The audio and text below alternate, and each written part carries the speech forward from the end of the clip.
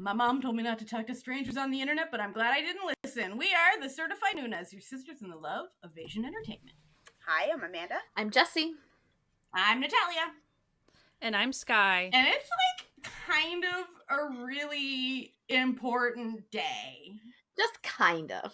It's just like a little bit. A little bit of an important day for us over here at the Noonas. Because the day that we are recording this, so not the day that it goes out, but the day we are recording this is our 5th anniversary of podcasting, which I hear is a very long time to have been podcasting. Guess so. I hear that's... We're like 50 in podcast. Yeah, in podcast years, we're like ancient crows. Yeah, the but ancient. Like, the elders. That's kind of like now, the if you anyway. ask us what year the present is, we might not even really be aware. I had to like count on my fingers to figure out what year was the first year we started podcasting. Like, and it's just because I'm bad at math. Like, I had to write down my age today, and I had to calculate it. Sky, legit, when I need to know how old I am, I turn to my husband and go, "How old am I?" No. I tried that first, and then we both we're like, what? I've got the big one next year. I really struggled. Matthew struggled on my birthday because you know, you hit your birthday and you've already been kind of like in your brain aging yourself up for a few months, and then you hit your birthday and you're like, wait, how old am I? Like, what? Wait, do I add one now? No. And that's kind of like with this podcast, as far as like, does it feel like it's been 5 years? Yeah, it does. Yeah. A lot of things have happened in 5 years. I mean, when you think about like how many episodes. times we've like showed up on a Thursday to record or do something, like when I think about like all the time, I'm like, yeah, it does feel like 5 years of time. It does. Podcast. But we wanted to have like a special episode about the 5 years of stuff, and also talk about, I don't know, things we got going on in the future. Because incredibly, this isn't an episode where we're like, and that's it, we're done. No, you stuck with us. We're having fun. We're gonna keep doing it because like we're having a good time. So we wanted to like, because we know that we've got much more listeners than we did when we started. Yeah, definitely. October of 2018. So there might be people who have like met us along the way and haven't gone through our entire back catalog and are like, I like the vibe, but I know nothing about these 4 people. What is the deal? What is I also going on? should preface this that like those first episodes we had no clue what we were doing, and like being able to speak on a podcast, I mean I still can't, but like being able to like remember things and like structure it was just like nothing. So like half this time I was like missing 90% of like valuable information, and I like listen back sometimes on those old ones and I'm like, man, this doesn't make any sense. Like not one sentence. So and it's like, and if you're thinking to yourself, you know? If you're thinking to yourself, like, wow, but they make so little sense now. How little sense did they make then? My God. Oh, you don't even know. Grown, and this is where we're at. Yeah. Like, so think about it. We've become downright, like, systematic, okay? Like, comparatively. Yeah. But we have, like, this lovely origin story, because people are always like, all right, because first off, the important thing to know is, like, a lot of podcasts are because people who live close to each other and, like, are in the same location have a shared interest or something and start podcasting. That is not the case here. None of us live anywhere near each other. What you must remember is this was pre like hyper popular Zoom era. Yeah. It was before online meetings. Online meetings did exist, of course, but they weren't as ubiquitous as they became during the pandemic. Yeah. So like, as far as podcasts across disparate areas, they were less common than they probably are now, because Zoom did make that easier, right? And also, like, that was a big thing, like, during the when the pandemic first started. You would hear that from a lot of podcasters who no longer could be in the same room together, and we were like, We've already got that down. This is we know that part. Like, you're already set up. We knew what to do. For us. Yeah. What you going to like? Because here we be. We were in 3 different time zones when we started. Yes. Mm-hmm. Yes. Which meant that for some reason there was a period of time that we decided to try to do it in Korean time. Look, we were trying to be like thematic, but that was common ground. And I'm gonna be honest. The one the most confused by this was always me, and so I'm pretty sure every week for like the first 2 years that we podcasted, I'd be like messaging Sky like, "Hey, please tell are me. is it in an hour or like 2 hours or am I late? Like, when are we doing it?" Which was terrible because I'm pretty sure we did it on Skype back in the day. Oh yeah, that's right. We did it on Skype. Oh. So if you notice that the quality of recording has like also increased exponentially of like just how this sounds, we've moved that'd up be why. we don't even use Zoom anymore. We're beyond. We're in a new sphere now. We're in a new plane of existence with this. But it all began in August of 2018. I almost said 2020. No, way before that. In 2018, where there was some before times. Some lovely Twitter user. Times. Some lovely Twitter user was like, "Who do I follow for K-drama stuff?" And then someone tagged Jessie. Okay. And then Jessie tagged the rest of us because we'd apparently been all talking just on Twitter, just like separately. Yeah. And then, we know who's to blame for this. Jessie and Sky looked it up. All right. We did some research. They did some research where it starts out real innocuous. Okay. Because Sky is just replying to a tweet that Jessie made about how she hasn't updated her blog because she just like, no. So Sky was writing about how she feels like, oh, after I finish a drama, like I often have to go quiet to like process it. And then Jessie replies to that saying, oh, that's why I like haven't updated my blog in a while. Cause like, I find that so difficult. And then by the time I like get around to it, like I'm on to something else. And then Sky's like, I love that you make like these well thought out reviews though. Like that's like really great. Like that's really wonderful. And then I make a joke because I also used to have a drama blog, which which is where the name Soju Nice came from because I used to update it at like 2 a.m. with like feverish like reviews. So it was like Soju Nice, right? Mm-hmm. And then I said, I'm the same way, hence my largely dormant drama blog. And then Jessie then replies to me and goes, I feel like blogs are always fun in concept, but finding the time to keep up with them and not procrastinate is hard. Who knows? Maybe one day I'll get really good at updating. And then I go, I'll be good for like 4 months and then not update for a year. Ha ha ha. It's still that way. People who read my fan fiction know what's up.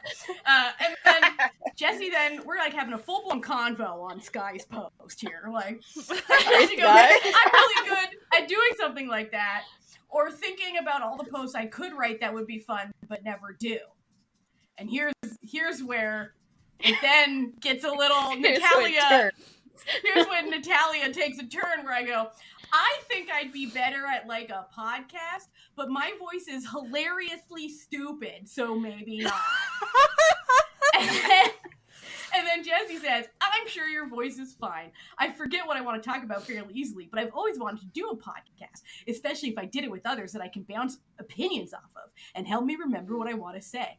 And then I replied with the real damning sentence that led to this, I think, was, well, just know that I always have far too much time on my hands if you ever wanted to make that a reality.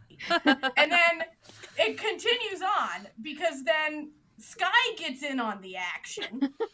All right. And then Sky says, Jessie says, watch what you say. I might take you up on that. And then Sky says, that sounds fun, which is then followed by Amanda saying, "Ooh, me too, please," and then some gifts were exchanged. And then I do believe like about 20. Like 5 billion. We did all the gifts. Yeah. Yeah, we mostly communicated in gifts. And then it was about a week later, I'd say, maybe like a couple weeks, that Sky opens a small little group chat and goes, "Hey, were y'all serious about that podcast?" This was like a real team effort on this, so. Yeah, it was like real brain trust happening. I feel like wasn't it more like I started a chat with like a handful of other people as well. And then broken out from that. So like, and I think we chilled in that for like a month. Well, we did, because remember there was the K crew thing that we were doing with It was like the K3 and Drama Current and Drama Mill and like people. But Noonas, your business, remember them? Like, it was like this big group. We were all like talking in that, and then like we had this like conversation about like the podcast, and then Sky just like one day just had a smaller group of us in a little group chat off. She's like, I was like, so hey, hi, were we like serious about that thing? What are we doing here? Are we like this situationship? Are we gonna like make it official? Like, what are we? You know, dude. But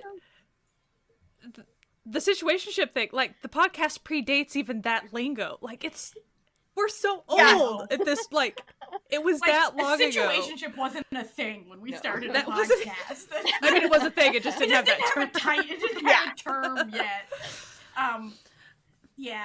And so, oh boy. And, you know, I do like our podcast because we all have such different, like, perspectives and, like, likes and things and different personalities that I feel like it really... Listen, all the other podcasts, they're great, okay? But I feel like people are love you. We love you, other podcasts. But I feel like listeners who don't know us are really missing out on this delightful, chaotic soup that we've created for Five. It is a chaotic soup. Yeah. And one thing I would like to highlight, just because it's something that we used early on when we did start the podcast, was so our usernames, like that's an aspect of what we were doing kind of in the very beginning. So we met on Twitter. We're still going to even call it Twitter. Yeah. That's the name. Yes. That is the name of that site. But I had a lot of different usernames.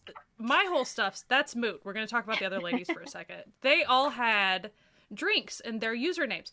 You know, all three of them, they did not know each other when they picked their usernames years and years and years ago. This was not something plotted, right? So the fact that we figured out, like, hey, you all have drinks, and like that's kind of funny. Like fate, whatever, right? Yeah. And then we were like, but Sky, you don't have a drink in your name. And then Sky was like, well, I don't drink. And so which is how Sky became Milk. Yeah. She didn't drink. And also because I was the baby. Yeah. She's our mom day. Yeah. By like a week and a half. Like it's not like it's not like a long distance match. But Sky is holding on to it like a good mom. I'm gonna like dag nabbit. She's like, I'm never paying for dinner ever.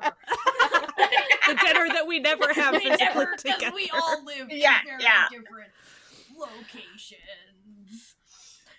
So I mean that was an aspect of like, so we kind of did the drink things, and that was really cute. And in case you're curious, so like again, if you're new and you don't know what the heck we're talking about, so Natalia just talked about like her handle is Soju Nights, so like that was her thing. It was even her blog once upon a time. And Jessie is Wine and a K-drama, and Amanda is T-Rex Mama. So like they all had cute T-E-A Rex. Yeah. As in delicious. So they all had cute drink thingies. So like we kind of played on that a little bit just to be cute. And then those first couple of episodes you can hear it because we used to do corners that like refer to those drinks. Like I would like have a pairing, like a wine pairing that I would like give for the whatever topic we were doing. And I had a fan fiction to Yeah, it was read while drunk. Yeah. It was, you know.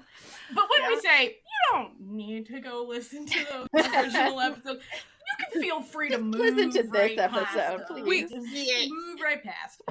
We truly mean that the nostalgia factor for anyone other than us, necessary. You don't need to go listen to those things. Like the audio quality, not fantastic. Like but we also cohesive thought quality. It came at a really pivotal time, and we didn't plan it this way. We had true. Thought about the podcast, pretty much immediately. Sky got us into that group, and then we kind of all decided yes, and then we spent some time trying to figure out what we were going to name ourselves, finding handles, setting up everything, doing all the things. And we had planned to do some specific things for that first episode, and then literally right before we put out our first, or even recorded our first episode, is when Drama Fever died. And so we were wait, what? Also, rewind, we now have to incorporate this into that first episode. Yeah. And for anyone who's new to the K-drama world and doesn't know about the Drama Fever platform situation, Drama Fever was the OG, it was the only place to watch K-dramas in North America once upon a time.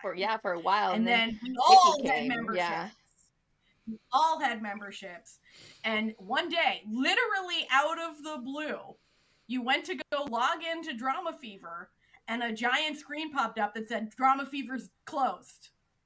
I don't think I ever got my refund, because I had just got a year's... I did. It was $1.13 or something like that. But it just... And literally shows were in the middle of their airing time. Cause that was 100 Days My Prince and Beauty Beauty Inside. Yeah. Although... Because that was the thing. It was Friday night. The Friday night dramas didn't drop. Oh, that's right. And they had a little thing in the and info. They were technical, coming later, technical issues. Yeah, and you were talking to social media managers, and we're we're just delayed a little bit. And then it was just peace out, we're done. Yeah. So it was a huge thing, and luckily Vicky then, I think it was less than a week before Vicky was we just bought up a bunch of K-dramas. Well, then also Cocoa did that too. Within a couple weeks, they're hey, here we are, and we're wait, what? What? Yeah. And then, but also some of those dramas that were got caught in the middle. Yeah. Months. As far as you could tell, we don't know the behind the scenes of that, but you could tell as far as the rights or whatever licensing, it got hung up somewhere because of that fiasco, and then you did not see those dramas legally for quite a while. No, it was I think there's some that still. Oh my gosh, there was 2 J dramas that had just popular put on the platform, and I was no, I'll watch all the other airing dramas, and then I'll get to you, and then I couldn't get to them. I just remember that because Jessie, Sky, and I were all watching 100 Days My Prince. And it was it ended up really a pivotal moment in the show, and we were what the hell do we do now? And then when it came back, we were well, shit, now we gotta all watch 100 Days My Prince, and we did, and it was a chaotic time involving many a very specific inside boys joke were seen. Rabbit. So that was our K-drama podcast origin story, but we thought for the newer viewers, they might like to hear our K-drama origin stories. If you're unfamiliar with us as a people, I don't know how else to put that. So, Amanda, how'd you get into K-dramas? Tell the world. My sisters were into them. They kept telling me I should watch them. You're gonna really like them. You're gonna really like them. But I'm just being stubborn. You you can't tell me what to do. And then, one day, Netflix, I'd watched a couple of, golfing documentaries and movies and stuff, Happy Gilmore or whatever, and it popped up, Birdie Buddy, and was hey, you've been watching some golfing stuff. You want to watch this Korean show about golfers? And I was all right, let's do it. Yeah. And, I was okay, this is... I thought it was good. I was this is ridiculous. Some aspects of that show are absolutely ridiculous. I was what am I watching right now? And then you hit a point where, they're going to, the golfing, master who lives on a hill, and he's, this old guy, and, and you're just what what am I watching right now? But like, I'm in. I'm just. You've gone too far at this point. You can't escape. Yeah, exactly. So that was sort of the beginning of the end for me. Beginning of the end. Yeah.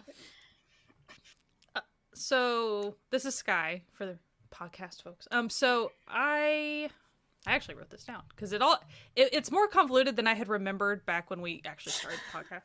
Like since then, when we go back and talk about our stuff, it's like, oh yeah. So it starts way back when I was obsessed with the Lake House, because I was freaking obsessed with the Lake House. I am a child of You've Got Mail, therefore it's just the way that goes. So the Lake House is a remake of the 2000 Korean film Il Mare. And so I hooked onto that pretty quick after in my Lake House obsession. So like that was my first any type of Asian media, anything in my life. I just did not have the exposure anywhere. So that was it.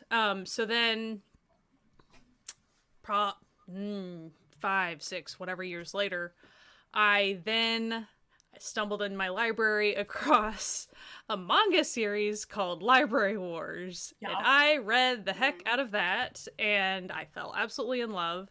And because I did not know the ways of the internet,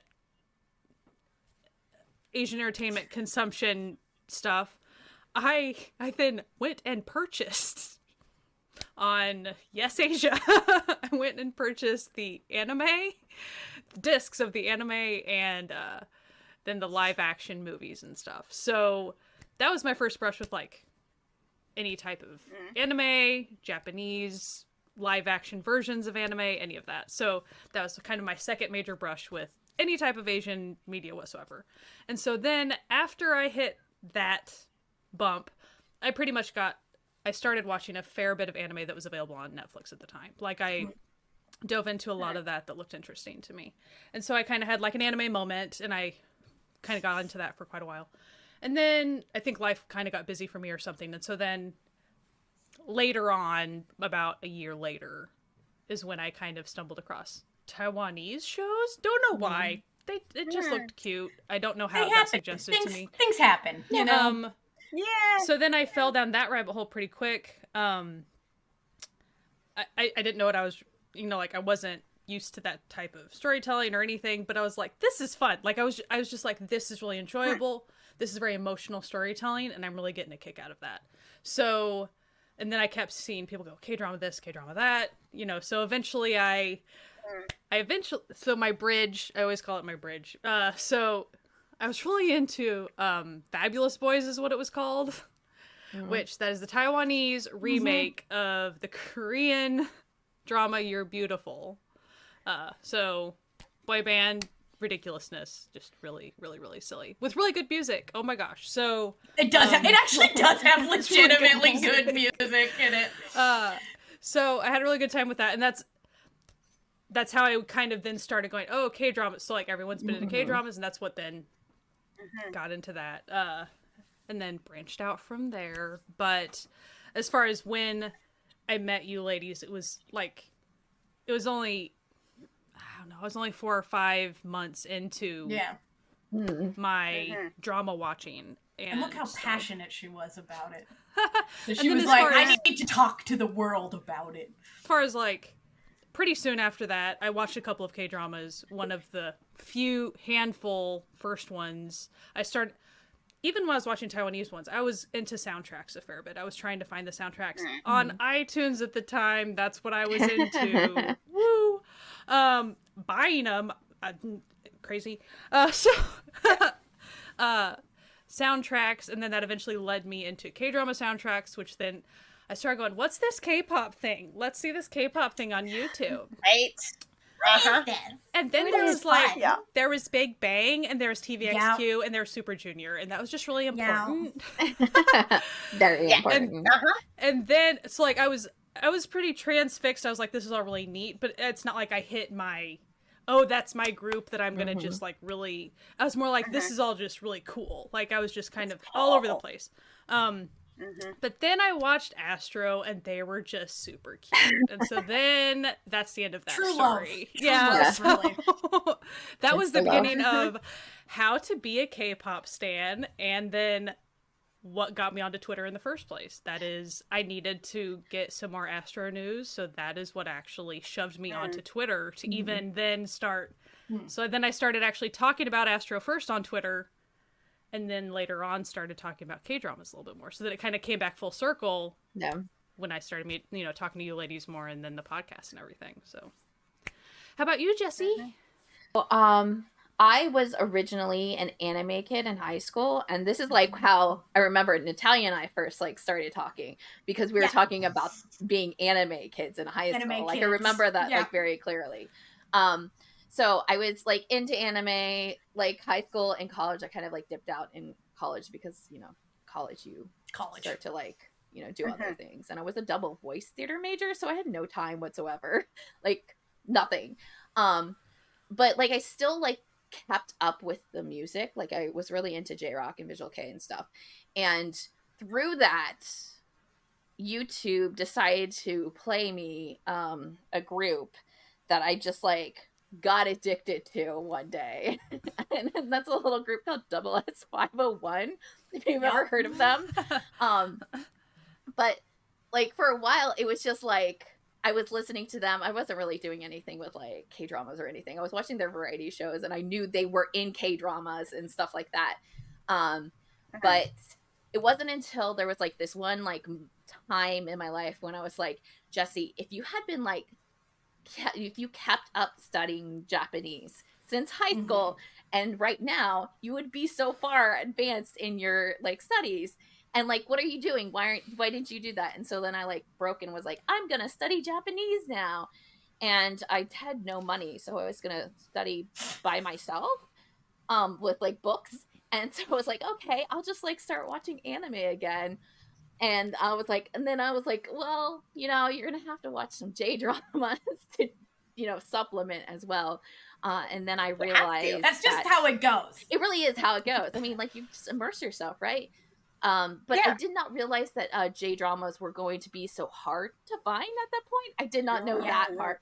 I knew they existed. I like in my brain, I knew I probably shouldn't be watching those dramas because I knew I'd be addicted to it. Because like obviously I got addicted to anime in like 2.5 seconds. So like I clearly knew that this was going to happen. But like J-dramas were proving hard, and so I'm like, you know what? Like let's just take a gander at like Netflix and see what they have, and just look at what they got. Look. And I saw that they had Boys Over Flowers, and again, remember my favorite group and the only group that I've been listening to at this point is Double S 501, and I was like, Boys Over Flowers, I could watch Kim Yeon-jung in it and all the rest of the boys because they have cameos in it. Like, well, not all the boys, but like, 3 more of the boys. So I was like, okay, I'll just pick this up. Side note, this was before everything happened. I wasn't watching this right. Yes. Just want to make that clear, okay? And I will when I get to my story, I will need that same disclaimer. We need some disclaimers here, right? Yeah. But like so I ended up watching it and I like binged it immediately and I was like, oh my god, this is like an anime. Like literally I was like, oh, this is easy. It's just like an anime.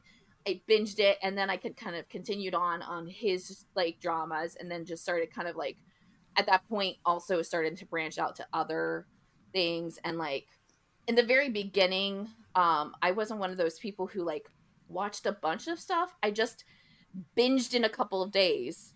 And then 2 months later, I'd go to another like thing. I'm pretty sure at that time I was also like addicted to something else. So like that's probably why I just didn't have the time. But like so I kept up with like drama watching through that and just like mostly like K-pop people. Like started God's Quiz because of Donghae from Super Junior. Like I wanted Voice because yes, I'm gonna couldn't find it. I was watching it's just like watching a bunch of stuff and that's kind of how I like started to like really start to get super into it.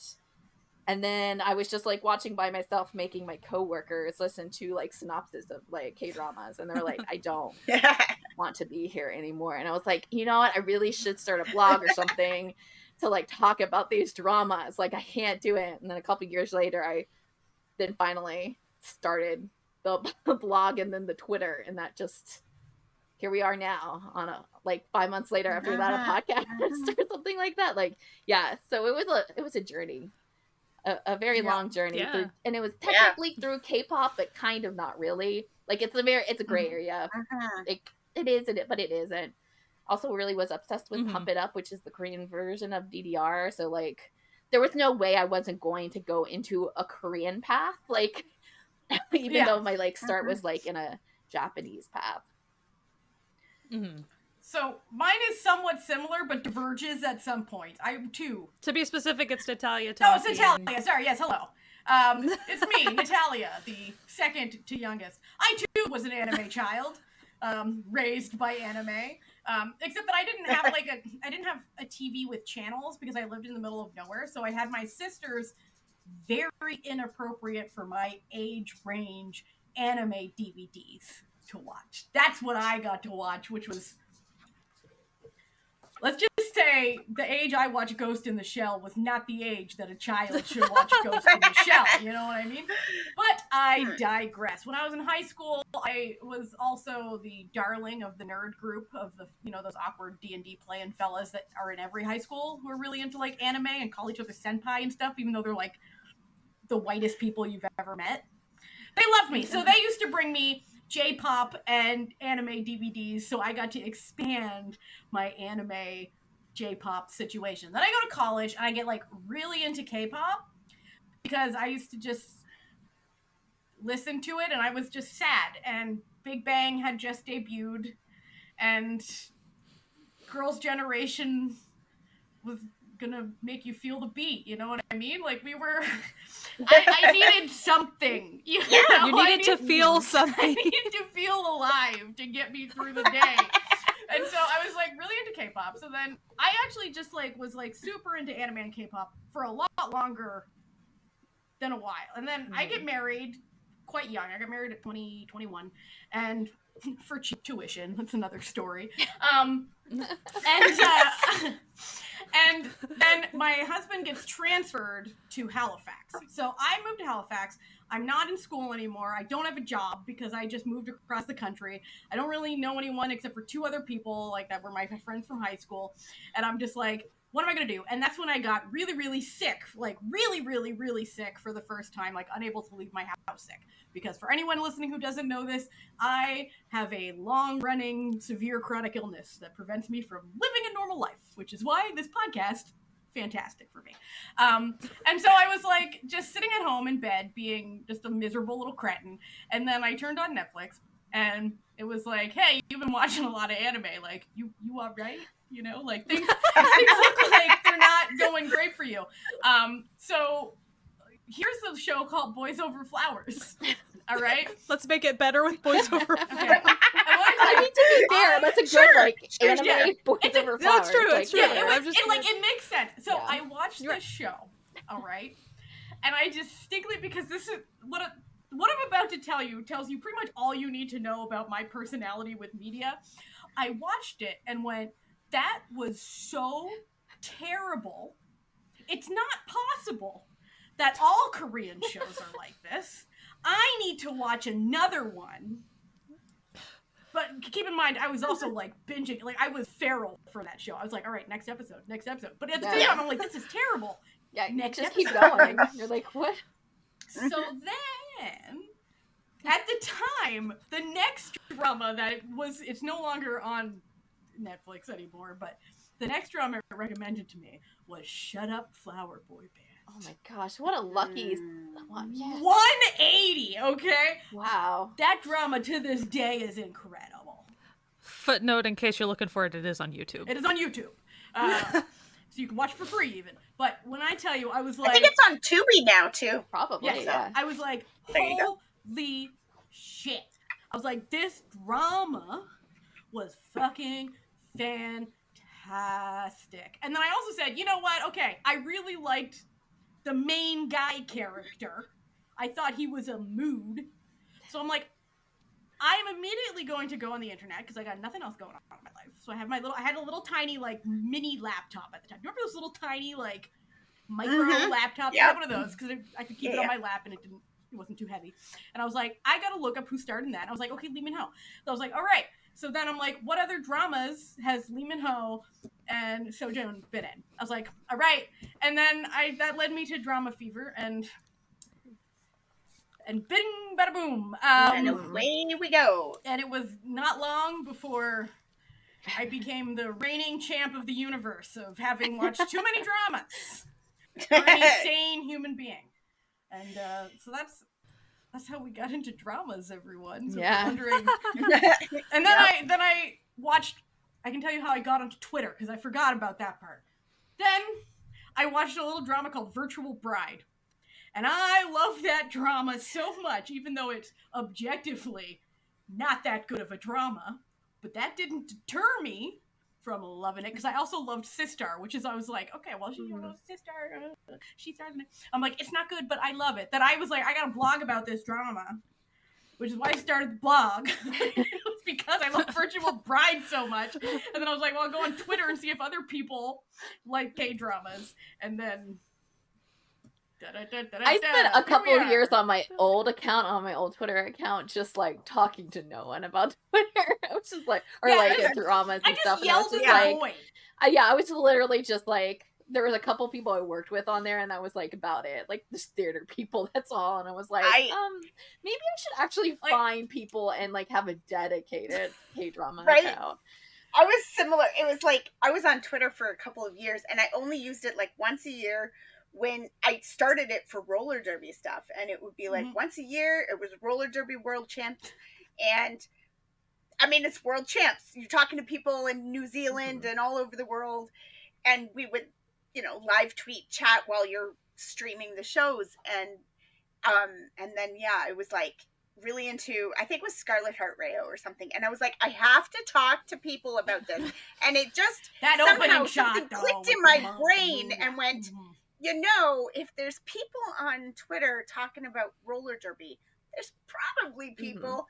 Let me check them hashtags, and away we went. It also took me a while to start watching like currently airing, or at least like it would, like for a while I was like maybe twice a year. That was it, like on currently airing. So like it was also like maybe I shouldn't be doing that, because I was like talking about like other things like Criminal Minds. I remember very clearly, and then I was like, maybe spoilers aren't a thing that I want to be in. But then I started like doing more currently airing, and I was like, okay, maybe I should be talking to people now. Maybe I should stop being an introvert. I'm about to say something that will shock people who have never met me in person, but I'm actually like really socially anxious. And so the first time I ever replied to someone's tweet about a K-drama, I was like heart pounding, like, oh, they don't want me in this conversation. No, that's same. And still to this I'm day. pretty sure it was to Jessie. So like, you found the other socially anxious person too. So I probably spent like an hour composing my tweet back to you. Like that's I was like I pressed enter. And then I just remember husband being like, they're on Twitter. They want people who post on Twitter want you to reply to them. Why else would they post that? I'm like, what if they think I'm weird? And it's like they did, and it was fine. But like making friends on Twitter, because like following people, I'd be like, if they were famous, it was like, okay, cool, I'll follow, right? But if you were talking to somebody, I felt like it was a real imposition to like follow them. Just it's like, we just had a conversation. It felt a little that like, feels like too much pressure. Like just making small talk, like if you're at a bar, like waiting for your drinks, and then being like, okay, give me your phone number. Like, right? Like, we were just making the board, line chat. Like, relax. Taking up time. Some people seem too cool for you too. You're like, this person is just too cool. I can't. But then they'll like friend you, and you're like, oh, okay. No, I've had people tell me that like, oh, like I had a hard time like, tweeting, like talking to you first on Twitter because I thought you were like so cool, and I'm like, okay, clearly my online lies have worked. For me, it was probably like I actually started interacting with, I don't know if you guys know what it is an app still, I think, Amino. Anyway, it was where you could find, there was K-pop stuff, so you could go like I found the Astro stuff there, I found the Rose stuff there, and so like, I had a lot of anxiety within that. So like, I kind of worked through my starting to talk to people, but it was very specific, hyper-specific group, just specifically a group, so that was pretty easy. But so I worked through my, like, some of that there, and so when I finally graduated, they kept on talking about Twitter on this app, and so I was like, okay, seems like where the news is over on Twitter, so then that's why I hopped over for Astro News on Twitter. And so, again, just within the fandom, I got used, I felt secure at some point enough, like, I knew what I was talking about on some level. So I worked out a lot of that anxiety, but then, when we started talking, so like when I started graduating to talking to you gals about stuff on Twitter, it still was a little bit of a jump. Like, I don't think I was quite as anxious because I had worked through some of just the basic stuff of that, but for some reason it did feel different talking about dramas. I don't know why. And then I was sitting here like making all different types of like all my different Twitter accounts because I was so concerned about alienating, because some people are picky about who they follow, and I was trying to be accommodating with, my first account was very specifically Astro. So then I was like, okay, I'm going to make a drama account. Okay, I'm going to make a K-pop account. So I kept them separate for a long time. Let me tell you, that's the most exhausting thing ever. Sky, wait. If anyone's thinking of doing that, don't do that, please. Sky, are you trying to tell me that have a very accommodating personality? I would have never known that.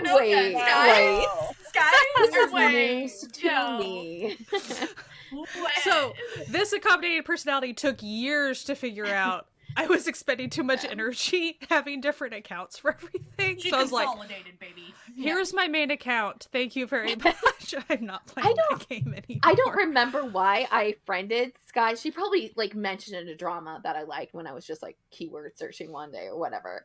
But I remember very clearly it was around the time when you were doing one of the like donation campaigns for something. I mean, like, it had to have been Astro. I've only done one. And, like, so for me, like, perceiving that, I was like, oh, she's, like, really big in her stuff, in her K-pop stuff.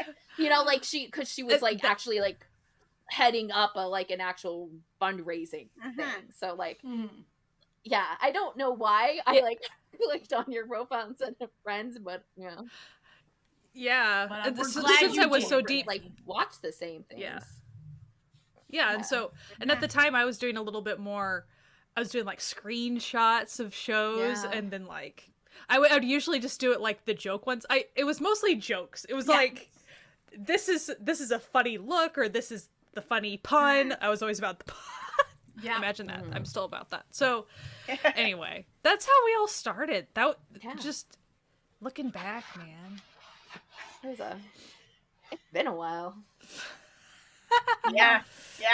So we've kind of now like looked back at like where we began, and we're trying to refresh your memories, or again, if you're a new person, hello, this is how we did start. But it's been 5 years. So we are going to talk about like maybe how we grew, changed, how, some of our, drama, music, the whole shebang. So So, we, and this will actually be very good for new people discovering us, because then they'll know, like, because one of our most popular episode types is the what we're watching episodes. And so if you know what we like, you can know who to listen to for your next drama recommendations, So, and I do want to say something about that. Get to know each other. Like, as a part of like getting to know this podcast, that was one of the things like from the very beginning that like we really zeroed in on and wanted for this podcast was that we all are at different points in our drama watching, and we all had like a backlog of like some respect, and we all watched very different things. And so we were like, we want to be the podcast to come. Say hi to Natalia's cat. Yep.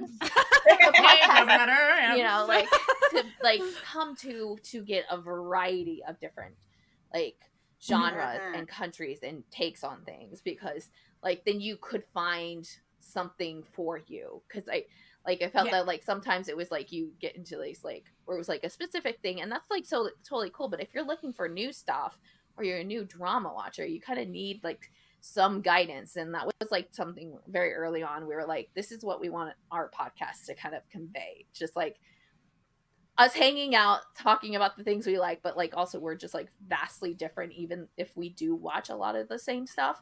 So you're gonna find something, like, for your specific taste, and not just, like, what everybody does on, like, when you, like, be like, hey, what should I watch? And everybody just, like, gives you what they personally love, which is not what their favorite is. Yeah, like, it's not helping you. Like, because then you'll, like, end up, like, kind of, like, watching things, and maybe, like, it will take, like, 5 different dramas before you find stuff, and some people won't even, like, last that long. So yeah. And I think whenever we were beginning, I wouldn't have been willing to start a podcast because, like, I was so new to it, and I was very, very aware of that. At that point I'd probably watch 15 dramas or something, but I wouldn't have been willing to be like, I'm gonna go talk about dramas of various kinds, because I didn't have enough really basic knowledge. I was blowing through dramas, but, like, okay, that didn't mean anything. So as I had already learned from meeting the ladies on Twitter and talking more to them in depth, it was like, okay, we have a variety of experience levels, tastes, things like that. So yeah, from square one, we were like, that's not only is that our appeal is what we were hoping, but, like, we appreciated having those types of conversations, because even just us having, just for ourselves, even if we were just sitting in a room having conversations together, it's sometimes it'd be learning something, but it would be like, you would at least be able to hear someone else's perspective that has different takes on things than you. And then there would also be similarities. It's not like we were always different in everything. It would sometimes be yay gong you. You know, like, sometimes there's a universal sentiment. Like, there's just some things that everyone can agree on. Especially, like, those of a certain age group and up, which is what we are. Certain things so we can all agree on. We're not spring chickens as it were, And as far so, like, our name, like, name origin.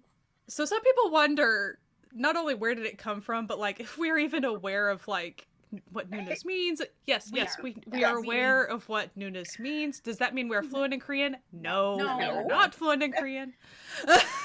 We want to be very clear about that intersection. But I think, like, so we were spitballing names. Amanda came up with, like, she had seen something about, like, a certified ninja, and she misread it as certified Noonas. Yeah, and she thought it was funny, and we were like, that is a pretty great podcast name. Like, and so, as far as why did we think Noonas as opposed to maybe Unis or something like that, it's because we were being a little cheeky, because we sometimes are. And we were being a little cyber bullied, okay? I just want to say very true. that to this day, we continue, us and people of our age and older who are into the K-pop scene, continue to be cyber bullied by people who think that we are too old to listen to music, which is such a weird thing. They also think at age 30 we should just roll over and die. Yeah. So, like, there you go. We would have to deal with comments from, like, 13-year-olds being like, oh, you old hags, like, being creepy. And so the joke became, like, that 25-year-old idol that you're thirsting over, little 15-year-old, like, legal for me, not legal for you. Like, so let's not play these games. So that's where it's actually probably more comfortable for that person to say Noona to a fan than it is for them to be talking to you. So let's just hold on here. So that's kind of where the joke came from. And it was from a place of funny. Yeah. We weren't trying to be. We're not trying to counter bully 13-year-olds because they have no life experience. Like, and it's whatever. also like, not like they'll hit 25 and realize I was a fool. Yeah. But it's also got that secondary kind of, like, vibe to it with because in Korea your signature is actually a stamp, so, like, it's like a certified document type thing. So like we do have that kind of. Like, as a we always reference. do multiple levels in case you haven't been able to figure that out yet about it's it. so complex and like you really gotta think with the Noonas. You really gotta think about what We we're have saying. so many K-pop references as well. Like, come on. Yeah, so many. We We're do. so many. We have lines and everything. Like- It's a thing. Don't worry about it. All right, let's just get into talking about us now. Okay, like so what new people can come to expect from us. So, what is something? This is some questions we got here. What is something that would make us immediately watch a drama? I have my answer. Contract marriages. So, Contract marriage. Natalia, we all know if there is, Yeah. First of all, Natalia will watch anything. Watch We anything. will put that out there. I but will and do. contract Will and do. Yes. But if like there's like a preview scene where it's like the only rule is you can't fall in love, I'm like, fuck. I'm ready for this to be my favorite drama of the year. Yeah. That and zombies. Love zombies. Well, and then just the general. I mean, I would say for Natalia, if I was, is it gay? Yeah. That's another additional just level of question. That's also when it's gay, it slaps. Okay, it can be a bad drama, but if it's gay, I'm like, this is okay. That's okay. You know, like, you know.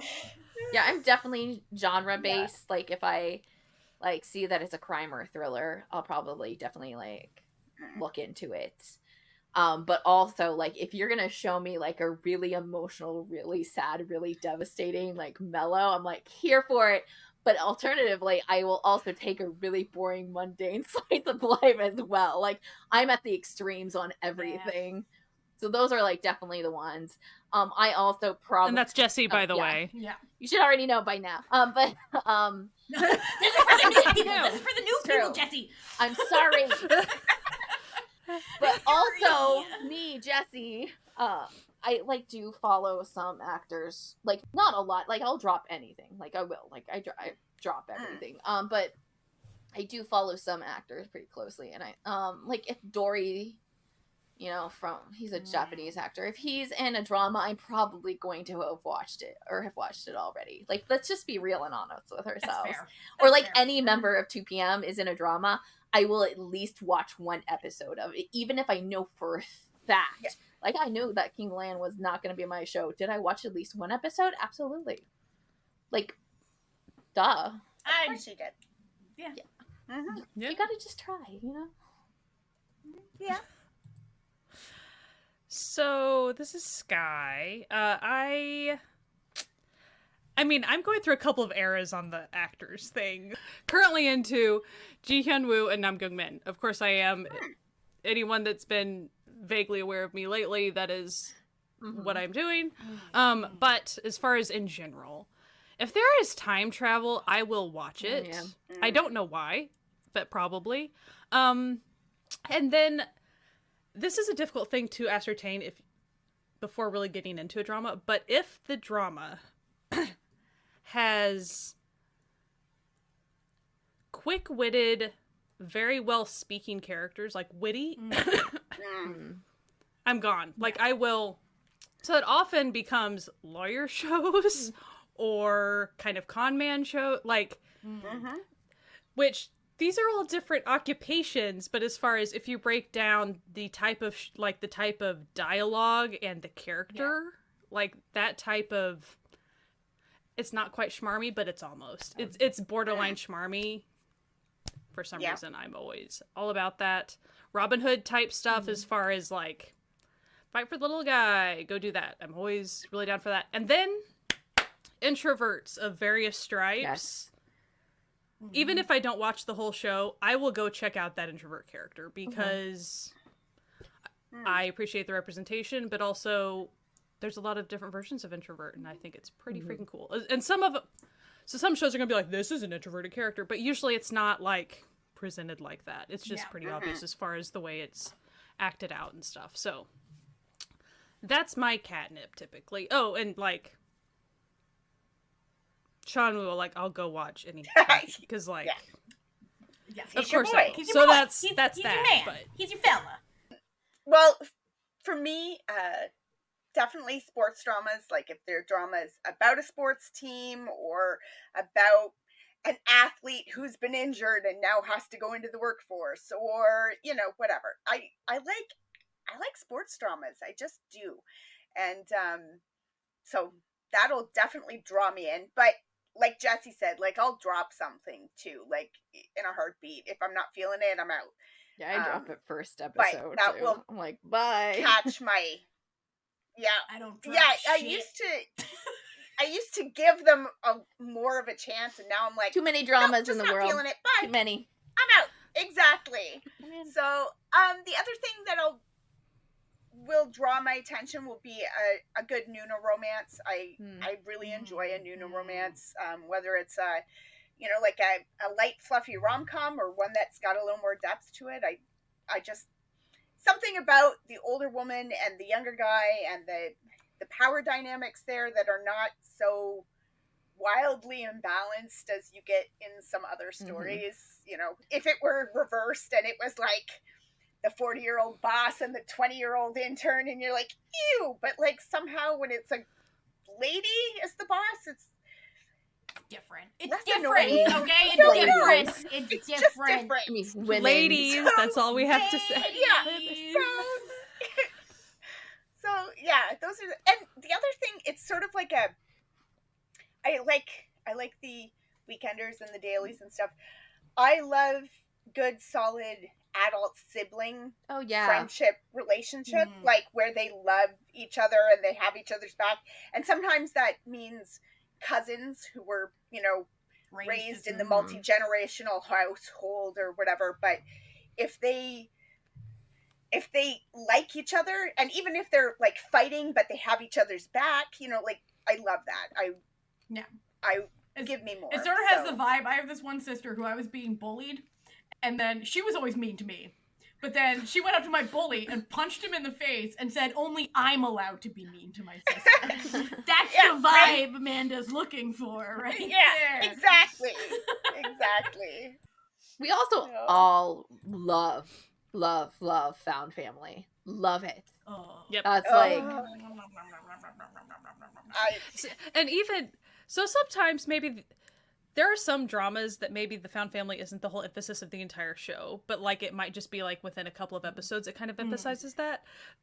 It wouldn't be remiss to say that like we would be willing to be like, I'll go peek at the Found Family moment to just check that on out. And even if the whole show isn't for you, it's like Found Family, that gets us all. Yeah, that's for sure. Yeah. So have any of our watching styles changed since we began? Definitely for me, I've narrowed down more, I think. Like, so Amanda has narrowed down. I will still make sure everybody's names are in. Some other things. I'm helping the podcast because people are like, I can't, they don't know our voices. So like there was like, I don't know who's talking. So I'm like, I'm helping people this time because we're introducing ourselves. So Amanda's narrowed down what she watches. So I, like, when I first started, it was like, well, you have to watch everything to find out what you like, right? Yeah, so, that makes sense. and when you're first starting, you're getting a lot of recommendations from people, from Netflix, from whatever, and people are going, this is great. And you're like, okay, I'll check that out. Oh, this is not for me. But in the beginning, I was a real completionist, so I would watch them. And often they were good. Like, I enjoyed them well enough. But especially right now, in the particular stage I'm in life, I'm not watching nearly as much. Like I've gone from probably 25 or 30 hours a week to like 4 or 5 hours of drama watching a week. So I have to be a little more selective. So I've realized this in my reading too. Like I just want cozy. I want cozy reads. I want cozy watches. I don't want to stress about it. I don't want to feel anxiety. So like I'm way more likely to check out that like light and fluffy rom-com or that like simple food drama or what. Like I don't want to do crime or thriller right now because I'm like, no, my brain doesn't want to think don't like that there's too much. So I just want to watch the pretty people fall in love right now. That's fair. That's good. Or eat the food, or that's where I'm at right now. So I've definitely narrowed down my tastes more to a place where I'm like, yeah. So, and I'm Sky. Hello. My stuff has changed to where I have had periods, in the past 5 years, there have been definite periods of my life that I have had to narrow stuff down because I had, grief or whatever. And so, as far as what I picked, that was different then. But, like, at this moment in time, like, I'm not having anything else huge going on, really. So, I have changed a lot since before but some of it has stayed the same. It's kind of funny to think back. It is difficult to remember 2018 Sky because I've actually personally changed a lot. My personality has stayed the same. As far as if we have like longtime listeners and stuff, I'm very much the same person. Like I haven't, as far as how we were joking earlier, Sky being accommodating, teehee. Yeah, like I'm the same person. It's not like I've changed. Not a radical personality transplant. No. Right. Like, so I'm still the same personality and all that. But as far as the types of shows that I'm willing to check out and probably willing to invest time in, like that's actually drastically changed for me over time. And it was through trial and error, being willing to try a lot of new stuff. And there's still some stuff that I haven't been able to invest, some genres that I haven't put a lot of time in yet, but I'm very much willing to do that at some point. It's just I haven't put in the time towards it. So like, I'm pretty open to like lots of stuff, even if I haven't quite looked at it, but things that probably when we were starting the podcast, I wasn't willing to go into. Like, I was staying away from a lot of mellow. I was staying away from horror at all, like really any of that, because I thought I would have nightmares. Thriller seemed a little intense for me at the time. I'm glad to say we got her. We got her. We got her, listeners. We broke her down. Yes. We got her. So, like, I mean, I don't know if it was like a year or two ago now, but like, I was able to watch the show called Possession. Like I was I'm not saying I can handle everything, and sometimes I'm very much a mood watcher. I'm still a mood watcher. So like if I am feeling stressed, I usually don't reach for things that might kind of overload me a bit. Kind of like, like Amanda's a busy bee right now with a lot of other stuff. So you have to narrow down what isn't going to stress you out more in your head. But that's different for everybody. But when I'm not stressed out, I reach for lots of different stuff, but I still even when I'm enjoying, for instance, Escape of the Seven as an example, I have to be in a very specific mood to play on that show. I'm not afraid of it or anything, but I do not want to be in a bad headspace to like that's fair. Experience extreme emotion tied to a show. So that hasn't changed. I'm still very mood based, but my willingness to try stuff has kind of unlocked a lot of doors for me, and it has helped me like kind of not really learn a ton about myself or anything, but it's been nice to broaden my horizons with some horror, some of those things, and I'll probably continue to push the boundaries a little bit. And sometimes it is like, still not for me at the moment. Maybe I'll check it out later. But that's actually changed a lot. Some of it has stayed consistent. I went and I looked at the description, like we had about me little bios that are still even up in our Discord channel and stuff. And so I went and I revisited that. And the thing is, it stays the same. Even then I wrote action because I knew I was getting such a kick out of it, even though I wasn't watching a lot of it. I'm watching more of that now. Like, so a lot of it is, I still watch, I pick up a rom-com and I eat that thing in 2 days. Like it's done. So like some things have stayed similar. Also, I just wanted to do a side note. One thing that has really also changed for me, just like in my mechanics of watching, has been I was a late adopter to Roku for whatever reason. I don't know why. But whenever I finally made that leap, now like Roku is all over my house, and it is very helpful. Thank you.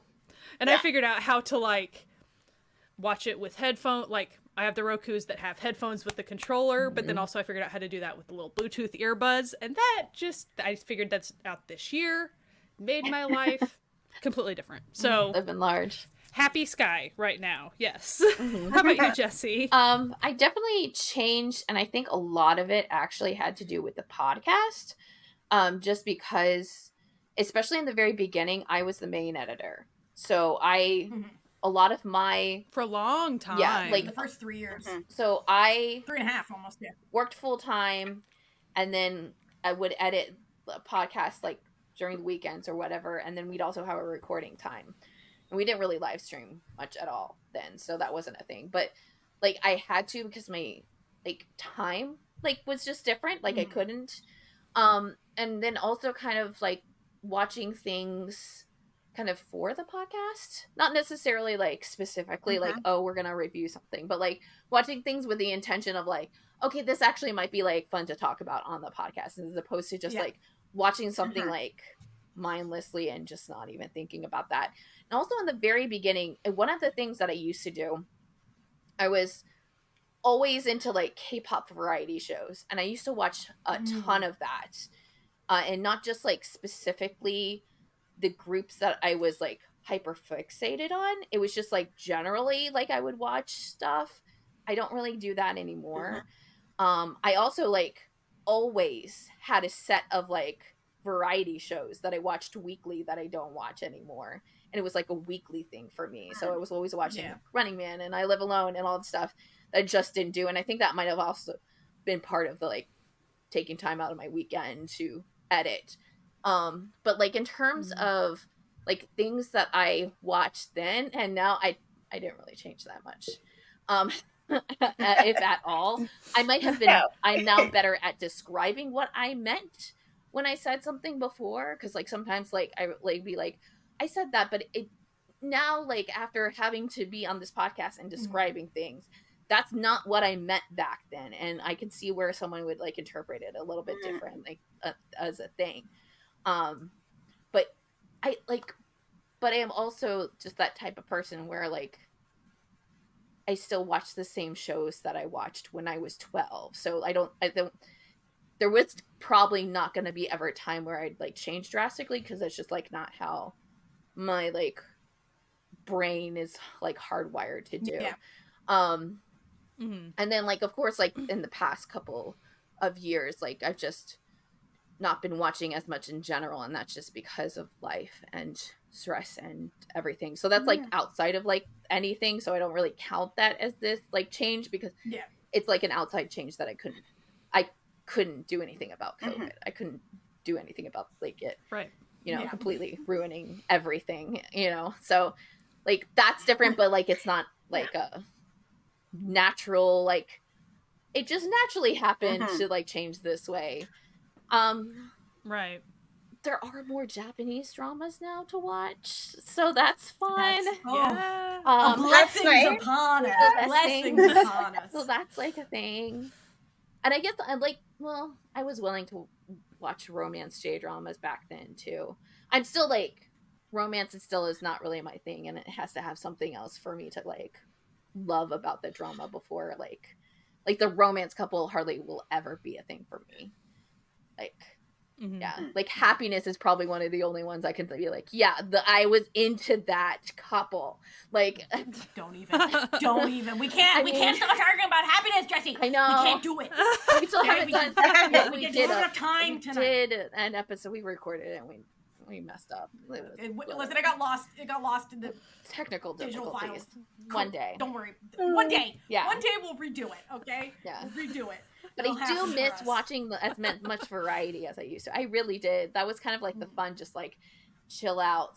It's the weekend, finally off work, could sit down and watch like, you know, the crazy shenanigans of male idols and drama actors on I Live Alone.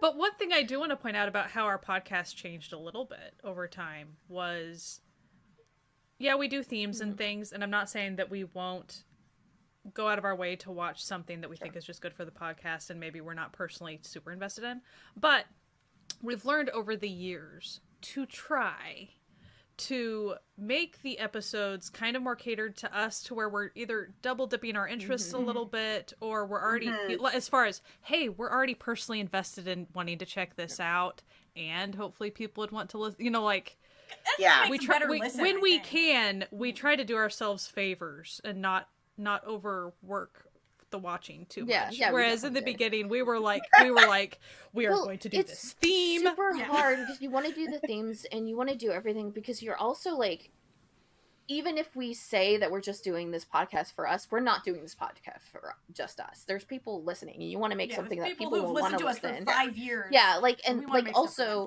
like, even when you're doing the most bare minimum on a podcast, you're putting in a ton of work, and so it like almost is like one of those things where you're like, but if I like pick something that like generally people will like and it will be popular, it does kind of make that like amount of free time that you're taking away from yourself worth it in a way. Yeah, like you just like, it feels like more like it was, there was a reason to doing it, not just because we could just like have a weekly call and chat about dramas, you know? We could just group chat or whatever, right? But like, we don't do that. We like get together and then record and then we edit about dramas. So for me, Natalia here, the one thing you have to know about me, well, the couple things you have to know about me for this to really hit home with how deranged I am as a person is I don't sleep. I am technically employed now, but I'm pretty much unemployed. I work 2 days a month, okay? And I just have a lot of free time on my hands and like everything. And also, I have ADD, which means that my ability to hyper-focus on pointless things that will give me little to no benefit is incredible. So, I think that what has happened is not so much that my drama watching habits have changed, it's that they've been allowed to, like, amplify and run rampant. And it becomes... Like, for, like, all the other ladies here have, like, extensive drop lists, all right? And so they have, like, they're like, oh, I've decided I didn't like this in episode 4, so I stopped watching it. I don't really do that. I just keep going. So I have 15 things. That's it. 15 shows I have ever dropped, and I have watched almost 800 shows. So, that's not in 5 years. That's since I started watching them from the beginning of the tale. But, I just go too hard, okay? I put all my passion that I have for anything. I just don't be like me is what I'm saying. But like, are you the cautionary tale? I am the cautionary tale. Listen, children who have nothing to stop them from making poor life choices. Become me, and like, I know I seem cool on the internet, but she says, laughing. But I genuinely do get a lot of joy out of it. So, and I'll watch anything. And it's like, a show's got to do something pretty egregious for me to be like, we done here, goodbye. But and even then, sometimes. I think there has been, in the last couple of years, though, every once in a very blue moon, it would be like, guys, I dropped something. Yeah. And then I would specifically, it would be like in real hushed tones, and they'd all gasp dramatically. And then I'd have to tell them, like, what made me drop the show. And it's usually something bad. Like, it's usually something like, this show, absolutely not. Like, but, yeah, so I don't think much has changed except for the volume in which I consume things, because now there's much more available than when we started. That's also true. Like an exponential amount. I mean, we had a good amount, like, because before we had the Drama Fever and Vicky, but then again, like, at that time, Drama Fever and Vicky were also had the same shows going on, even airing, like, so you would be like one or the other, and then you had Netflix doing stuff, but like, even at that time, it's nothing compared to what it is now. Not even like it's a perspective. We're in a real heyday of dramas, and it's like back in the times it was pretty much strictly K dramas, and maybe there'd be like one really big J drama, that like and for the some reason Netflix had a ton of Taiwanese ones. But it's like now you've got J dramas, you've got Thai dramas, you've got Taiwanese dramas, you've got Chinese dramas, you've got Vietnamese dramas if you want them, you've Filipino dramas, you've got them all. So it's like there's you're an endless choice. So that has made. It hasn't made things more difficult. It's made things a lot easier for me to be the way I am. Yeah, that definitely is also very much a key on like being able, like you're watching. It just like completely changes everything, and there's just like so much more that you can access too, and just it be there, even if it's just on YouTube. Like even like not even like a company like putting up stuff. It's just like there are like little web dramas that are like little tiny productions that you can watch now. It's massive. Like just massive 2018 drama just looking at how the whole thing has changed for how the scene we're all in North America, so specifically we're talking about North American access to these things has drastically changed over the last 5 years. Yeah. So before we get into some juicy listener questions that we got, I don't know if we gotta call people out by name for their questions, but I'm gonna call out one person, Lucy. You son of a bitch. Rude. Lucy and I are like best friends, and like we do like another live show together, so it's like I can call her out. She pulled in some real nasty questions for us, which I think even some listeners will be like, damn, Lucy, like, why are you doing this to them? But before we get into that, we just want to do a brief little musical interlude, as it were. We're not going to be having a musical. No. Not when like the band comes in. Yeah. No, we're going to just be talking about just K-pop, just very quickly for the people who are like, damn, when they talk about K-pop again. So, like, when we started this podcast, who was everyone into? What was their big main K-pop group? I know what mine was. I know what mine was as well. So Natalia, tell us where you began. Mine was at the time EXO. All right. Listen, they're still big in my heart. Okay, but like they were big in my heart. I loved EXO, man. I was aided a bit by the greatest television show ever made, EXO Next Door. I'm kidding. I don't take what I just said as an actual fact. Recommendation. An actual recommendation, except for jokes. But yeah, back then, EXO was my one true love back then. And who's your one true love now? It's 17. We know it's 17. I'm still into EXO, all right? But damn, those 13 weirdos. They really got me. They really got me. Yeah, they snagged me good. What about you, Jessie? So, my favorite group at the beginning of this podcast, my alt group was 2PM. And my alt group is still 2 p.m. 2 p.m. That can change. Again, but like, we're referencing back. 2 I'm just gonna, like, yeah. Listen, I have picked up, yeah, absolutely. But the people I picked up do not surpass 2 p.m. Like, they haven't. That's true. Except for one group, which actually might surprise you. But, like, there's only one group who is actually gunning for that first part. And that group is Dreamcatcher. Dreamcatcher could surpass 2 p.m. There's a very good chance. We'll see. We'll see. But yeah, like since then I've like definitely like picked up more. Because I was like squarely like really still hanging on to my second gen groups. Like that's where I like got all my good groups, and then I was like when we first started, like I was EXID was like one of my favorite girl groups, and they still are top 10 for me, so that really hasn't changed. But yeah, I picked up some Day 6 and Monsta X and Stray Kids along the way. Monsta X, yeah. ATs. Yeah, but ATs like I like ATs, but they're not as high as everybody else on this. Oh no, I meant for me. Yeah. I meant for me. ATs is top tier for old Natalia. Twice, you know. Sky, we think we know who your OG was. Yeah, so like I've kind of already been over it. But to reiterate, so whenever we started the podcast, you have to remember, I was only like 5-6 months into K-pop, if that. Like it really wasn't that long.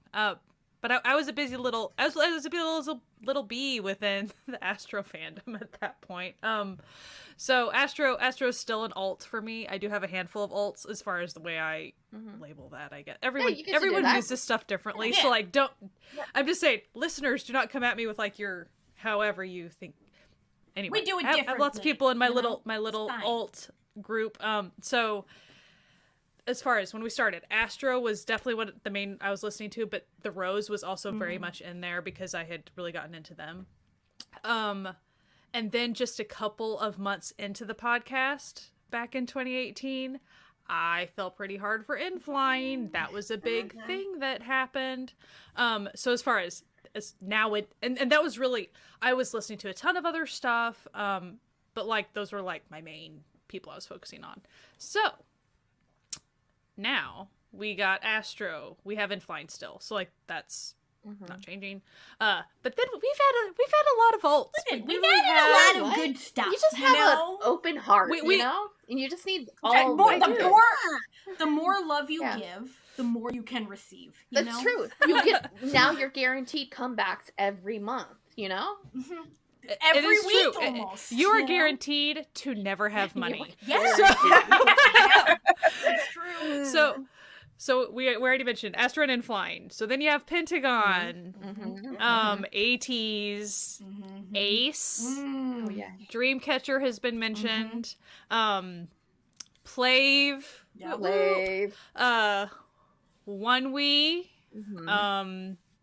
and then I'm not sure I would like categorize these as alts, but like I really have some faves that I talk about a lot too. So like Billy, Acmu, TVXQ, Stray Kids is in there, Day 6. So like, and there are a lot of, I still love a ton of other groups, but it's just what was funny for me to think about thinking back to this was since I was still kind of new to K-pop, like whenever we did start the podcast. So like it went from focusing on like essentially 2 groups to like, wow, I have no money. I think what's also funny about like at the very beginning, we didn't focus on music. That was the thing that we weren't going to do. And then like, I think it was Sky was on the group chat was like, hey, can we do this? And I was like, yeah, of course. Like yeah, okay. Yeah, obviously. I was like, sure. And so as far as for the listeners, like, I'm sure we have some listeners or people that have followed us for quite a while that maybe they are just drama people and they're like, why do you guys talk about it's because on a personal level, like, we just love it. Yeah. Some of us are just way into that. And like it's we also get part of our like watching stuff. So. Like I'm like watching Stray Kids stuff right now, you know, like so it's something you're actively doing. But I also find it funny is that in the very beginning we have a lot of K-pop references, even though we weren't doing K-pop. We said we weren't going to talk about K-pop. Yeah. Back in the day when we were planning our Certified Noonas Twitter, I was really trying to make us like debut like a girl group. I was trying to do all types of stupid K-pop stuff. We were having a good time, okay? So how about you, Amanda? Did you have any changes?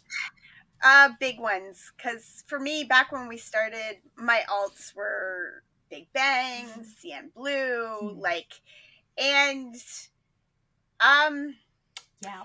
then things happened that were terrible. Yeah. Terrible things happened. Things we don't speak of. And it kind of broke my desire to give anybody that much attention anymore. So, since then, like, I've really enjoyed, I've gone through phases. I've really enjoyed a lot of single, like, I am far more into single groups because you know what about a single act that, you know, if Eric Nam ruins Eric Nam, it's just Eric Nam ruined him. Yeah. He didn't take the entire group. It's not some random third dude that ruins it for me because, you know, jerk. It's not everyone's least favorite member that ruins it for everyone else having a good time. Yeah. Exactly. So, like, I find that to be a little, I don't know why, but that's also, like, listen, I am old. I am much older than the other Noonas, like, by a degree. And my brain just doesn't work like that anymore. So, like, I can't I can't learn 15 new kids' names. I can barely keep track of my You have real here, children. You know? Yeah. Like, You have real children. So, I think, gone back to my K-pop origins, which were K-drama OSTs and sort of like getting into, this actor is an idol. Maybe I'll check out some of their music. But, like, I've kind of gone back to that. Like, I'll check out like what Spotify says, hey, here's your release radar, and there's something new from people that I like. That's cool. But I'll just like listen to what I like on shuffle and just enjoy, look into when somebody I like has something new. But I'm just not hyper focusing on anybody anymore, because people disappoint you, and then you're sad. It's definitely a hard thing to do. Yeah. Womp womp. But you know who never disappoints us? Our lovely listeners. And some of them sent in some banger questions. So our first question was really very specific. All right, it has a few ways to interpret. Okay, which episodes are the most popular with listeners? The real answer is twofold. What we're watching episodes. People eat that shit up. And also anything gay. Yeah. If it's gay, they love it. All right? The people love it. But we have had a few standout episodes that for some reason are our most popular episodes. And they're as follows. Number one is, I think, I'm going to go from like going up, bottom up, okay? Because number one is a very surprising to me that it's our top listened episode. And I will, spoiler alert, it's been our top listened one since it came out. Years. Yeah, it's reign supreme. So, with the exception of like what we're watching and a single Noonas that came out. Also tell them it's what we're watching this year. This year. Yeah. Listen, a bunch of you have joined us, all right? You've joined us on this journey, and we love that for you and for us. So thank you for coming. So our most popular episodes, all right? Our deep dive on Gong Yu. I mean, obviously. Because our deep dive on Park Seo-joon. Okay. Again. Obviously. Fair. Our hospital playlist episode. Y'all were really feeling that drama. This one is the least surprising. Our episode on Kin Porsche, because... yeah, duh. Gay. And our top ever episode, reigning supreme for years, our deep dive on ACMU. Yeah. Which is... Yep. People love the ACMU. Wanted to know about ACMU. They love ACMU. I mean... And rightfully so, because... And we love ACMU too. Mm-hmm. We still love ACMU. To be clear. Yeah. So like, now it's an older episode, but like, we still love ACMU. They drop something, we will put that in our ears. That will be happening. For sure. We're checking them out. Yeah. Say less, you know? Like, stop selling when you're already sold, ACMU, you know? Next question was, is there ever going to be a Noonas and fans trip to South Korea? Listen, that would be real fun. I work in theater, so I make stickers. When one of you wins the lottery and wishes to take us with you, please. If someone wants to pay us to go, that is only the time we can go. So first of all, COVID has to get to a point where immunocompromised folks would be able to be safe even traveling. But, and I know that's like really serious, but like legit, that's a thing. So then there's, and then if one of us or whatever got seriously independently wealthy, but aside from that, I'm afraid that reality is that will probably not be occurring. I don't. We would love to. I mean, that sounds there lovely. There is hope sounds for me. lovely. I could find the rich guy to marry or girl. Yeah. Like, listen. Rich guys. Jessie's free. No, rich guys and girls. Jessie's free. Any. He, they, she's, we're cool. You know, we're very open here. As should your wallet be. We're kidding, but seriously, if anyone wants to like be a good old sugar daddy to the Noonas, I mean, we've been talking about, we took a trip like 4 years ago. We took a trip together to go camping. We've always talked about doing something like that again. We can't even go camping together. No. Yeah, we can't even go camping in Chicago. Yeah, like, it's not happening. Yeah. All right. Reality be sad. That's the way it goes. It be what it be. The next question we got was, this one was very tricky because I don't remember shit that I say after I say it. Right. But so Nicole brought us some questions. She brought us some questions. The last one's from Katie. Thank you, Katie. So Nicole's asking, which was each of the Noonas? I can't believe I said that. Now, the only one I could remember was literally from last... So this is Natalia. This is Natalia. The last one I can remember was from our last Newsness episode where I went on about everyone's right to see titties if they want to see titties for like a good 5 minutes. Like it was, you know, I just say shit and then I forget I've said it. So and then it gets dragged into her, you know, recycle bin on her desktop of her mind, and it goes away. As soon as I say it, my brain says now other people can remember it, so you don't have to anymore. So. How about you, Jessie? Do you have anything you remember?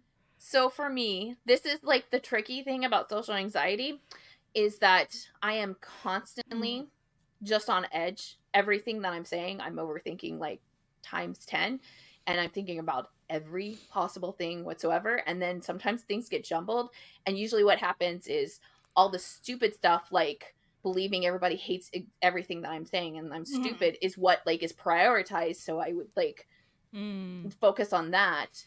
My brain is like grammar, sentence structure, what is that? So like almost everything I say, if I listen back, it was actually pretty hard editing, but I hate everything that I say. Like, and because there's just like times that I like trail off, and it's literally because I am thinking about 1,000 different things and like how I'm being perceived. And that's what social anxiety does. Like, it just like messes with your brain.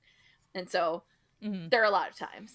I probably said something that was actually like funny that was like something, but also I can't remember that too. And COVID has fried my brain too. So there's that. We got nothing. We got nothing, man. And I'm old and I don't remember things like that. Except I got like, you know, Stray Kids trivia in my head now. It's like everything like of importance is being replaced with like pushed all and I still like, you know, remember things from like high school, like the entirety of Rent. So like there's no room in there, you know.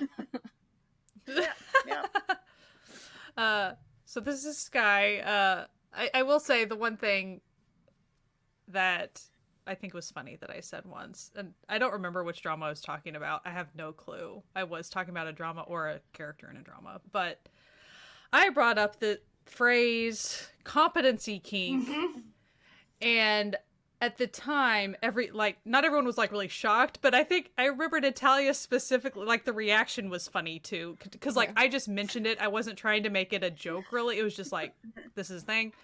And I contextually, I wasn't like, I have a competency kink. It was more, anyway, it wasn't that explicit, but Natalia was like, what's that? So that I had to describe what.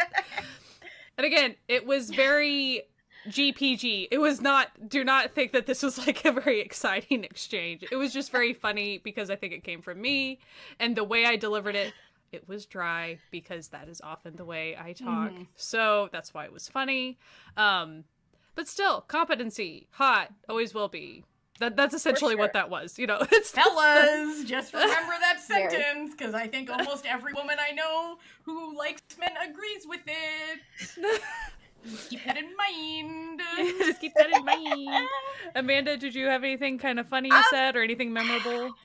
I'm probably more like Jessie. Like I'll think about the things. For me, it's probably more like the things I didn't say. Like I'll I will rehearse, like, you know, what I'm going to say on the podcast. Like, okay, we're talking about this, and I have to remember to say this, and I have to talk. And it'll be like, literally, we will hang up. I will shut down the computer and go, you forgot these 3 very key points that you were going to make. And now everybody is going to think that you guys are dumb and you don't remember these things. I beat myself up regularly. About, you know? And it's like, no, it's not that deep. See, the worst sometimes it's even like you made note of those, like it's written in front of, and you still like it right still doesn't here, happen. And you're like, See, I love that. Like, my brain just takes the opposite. I'm always anxious about what I say, but instead of never saying it, I just Alex forgets the most important stuff. Things. Like, honestly, I hate our 2PM episode, which is like the saddest thing in the world because I love having it, but like I didn't talk about 90% of the stuff that I wanted to talk about. Like, I legitimately don't like that. And it was like a lead episode. Well, we will freaking redo that sometime. Maybe have a live stream instead. So there, we can do a PowerPoint and all that fun stuff. With so gifts. But we're yeah, gonna like it's really we're gonna get rid of the hating of that. We're gonna fix it. We're gonna bring a positive spin back, baby. Back on that. But also positive to be talking about this because even 5 years of like public speaking, and also I'm a theater major, so like it didn't help. Just this is my brain. Yeah. So she also wants to know, was there something we've ever changed our stance on? So Sky here, I'm gonna just butt in because I kind of mentioned this earlier. I'm just gonna tag back to it. You know how I talked about like I didn't think I could handle scary things, whatever. So for me, that is like, that actually was a huge shift for me, like knowing that I can handle some things at least. Huge. So like it did open up a lot of doors for me. And so that it was a very personal stance. It wasn't like a huge like ethical stance on something or anything. It was just as far as my watching habits and like, hey, I don't have to X-nay every single slightly scary or intense item. I can actually give it a shot. So like that was huge for me. I think for me, Amanda, one of the things I heard early on in my drama watching was somebody on another podcast said, mentioned the 4-episode rule, giving things the 4-episode rule. And initially I found that to be very helpful, especially when I was first getting into dramas and like trying out different things. If you've never watched a thriller before or a, you know, whatever, especially if you're trying different, like K-dramas, J-dramas, Thai dramas, if this is your first Thai drama and you nope out after 15 minutes because the language sounds different or whatever, like give it more time, right? So like that was kind of the whole point of the 4-episode rule, is especially with K-dramas, sometimes the first 2 episodes are wildly different from what happens in the rest of the drama. So if you give it 4, you know, and I will still do that sometimes if I'm sort of fence sitting about a drama. Like if I'm watching it and I'm thinking, this isn't quite clicking, but I like this aspect, I'll watch a few more episodes. But I'm so much more in tune with what I like now and know what's going to keep pissing me off and what's fine, what's something I can put up with because I like the other things enough that like I don't need to give it 4 episodes. If I give it an episode or 2 and it's not clicking, it's not clicking, and I know it's not going to click, so I just let it go now. Like I don't try to force it. So for me, Natalia, I don't really have anything in the drama world that I can say that I've done this on, but I can say in my real life, over the course of this podcast, we've gone through a pandemic together as a unit. And I have a bit of like a weird perspective on it because of my health problems. And so like, I'm the reason our sign off always says wash your hands and wear a mask, and you know, because we're all very COVID conscious.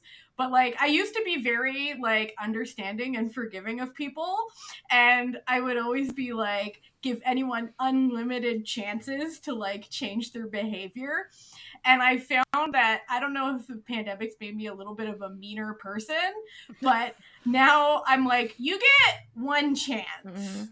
Like I'll let you be egregious once, then that's it. All right, if you refuse to learn, I don't have time for this anymore. And so I think that's been my one. I used to just be like, everyone can change. I think people are good at her. Now I'm just like, fuck off. Yeah. If you say so. Which makes me feel kind of bad, but at the same time, I'm just like, no, we call that growth. Yeah. Definitely. I'm not a bottomless pit, like I can only, And hey, so also, like, the pandemic, but 5 years in time of aging, like being in your 30s that makes a difference for Natalia, and like getting into your mid 30s, then it's a different world. Like it's a little different. For me, Jessie. How about you, Jessie? I think like I've kind of that, but like I've also always kind of been like, if people are shitty, I'm just not. I can't deal with it, just because I also don't have like, I just can't, like, I'll snap one day. And so like I always let me like, I'm gonna just like get myself out of it. I do think that like my stance in the very beginning, I was so much more willing to talk to anybody on social media because I was just trying to find a community. And now I'm much more like selective or like much more like, definitely I'm not going to talk to them, and it's like my firm stance, because there's just too many people like that are just like even like a little bit off in the community, within like the drama community, not just like the like normal, kind of not one awkward. alone We're talking stance. like bad vibes. Yeah, like or just like you're just like, no, I just don't have time for you. If that's how you want to be in life, I'm not going to have time with you, and I'm not going to sit here and just like, because, and I think it's because especially like drama watching at our age is like, you really do know everyone. Like it's like so small that you like such a feel like you have to like kind of always be because it's like you're always like around those people no matter what. But I just we're all in the same sandbox. I don't have you can't get out of the sandbox. It's like being in like an elementary school in a small town. It's like those are your only friends, so you have to play with them, right? And I think I've also always just been like more reserved about like just being like whatever about things in like terms of like K-pop or something, and now I'm just like, fuck it, I don't care, whatever. Like I'm gonna talk about I remember random things. We've gone through phases of like on social media specifically of, I just remember there's been various, and I'm totally not going to point fingers at anybody in particular. There's just been times on various topics where it'll be like, we'll just say something. We're not opening debate. It'll be like, I like a thing. I enjoy this thing. And either people come poo-poo on it or they try to make it a debate. It's like, I'm not opening a debate. Like, I'm stating that I'm enjoying something. There's nothing in this is not up for debate. That, so like, no, I'm not. Just looking for fellow enjoyers. Like, I don't need the weird energy you're bringing to this. I'm very much a like, I'm sorry you lack the critical skills to actually read what I wrote and respond correctly, but I'm not going to be nice and like placating you for that. Like, you decided to not actually listen, and especially if we know each other a bit more, like, no, like, you already knew this wasn't a thing. It's like, don't follow me if you don't want to, like, play this game. Yeah. And there's some people that they do. They're opening it up for debate. Some people are having debates, and they enjoy that. Okay, they need to find their people and have their debates. Do not come on the, I'm really enjoying XYZ and being like, I'm going to start a debate about XYZ. That's how I use this platform. It's not how everybody uses that platform. Like, you have to just, like... So, like... if you can't adapt to we have all collectively had a lot of interactions of various stripes where we're like... I know, in the beginning, it was just so blissful. It was just, like, the young people, and that was just, like, always the thing, you know? We were and just vibing, okay? But... I like what I like. Okay, we got a lot of questions to get through. I know. We can't be this oh my gosh! Okay. Oh my gosh! All right. But that was like deep. We got deep. Sometimes we're deep. Some of these questions. We're gonna get more deep, aren't we? Okay, just wait. All right. So, what was the show that you didn't expect to like, but you end up loving? I want to go. Sky here. Beep beep beep. I wish I had a little buzzer. So I just finished. I burned through the Undateables like a few days ago, and I'll talk about later on what we're watching, but I had even tried an episode or two. Anyway, I won't get into a lot of it, but I had even tried it, put it on hold years ago, started again, got through the first 2 episodes, and then I was like, oh my gosh, this is such a me show. It became incredibly a me show, and from the posters, from the trailer, from the way it's described, I actually would have thought the focus of the show would be on something completely different. Like, as far as, if you try to describe that show, it is nothing like what you think it, like, it's one of those very bait and switch shows, and it's not like the poster at all. It's not like, so I was very pleasantly surprised. I really enjoyed myself. So, like, that was really fun lately. I had a good time. I binged really quick. It was good. I've got 2. Okay.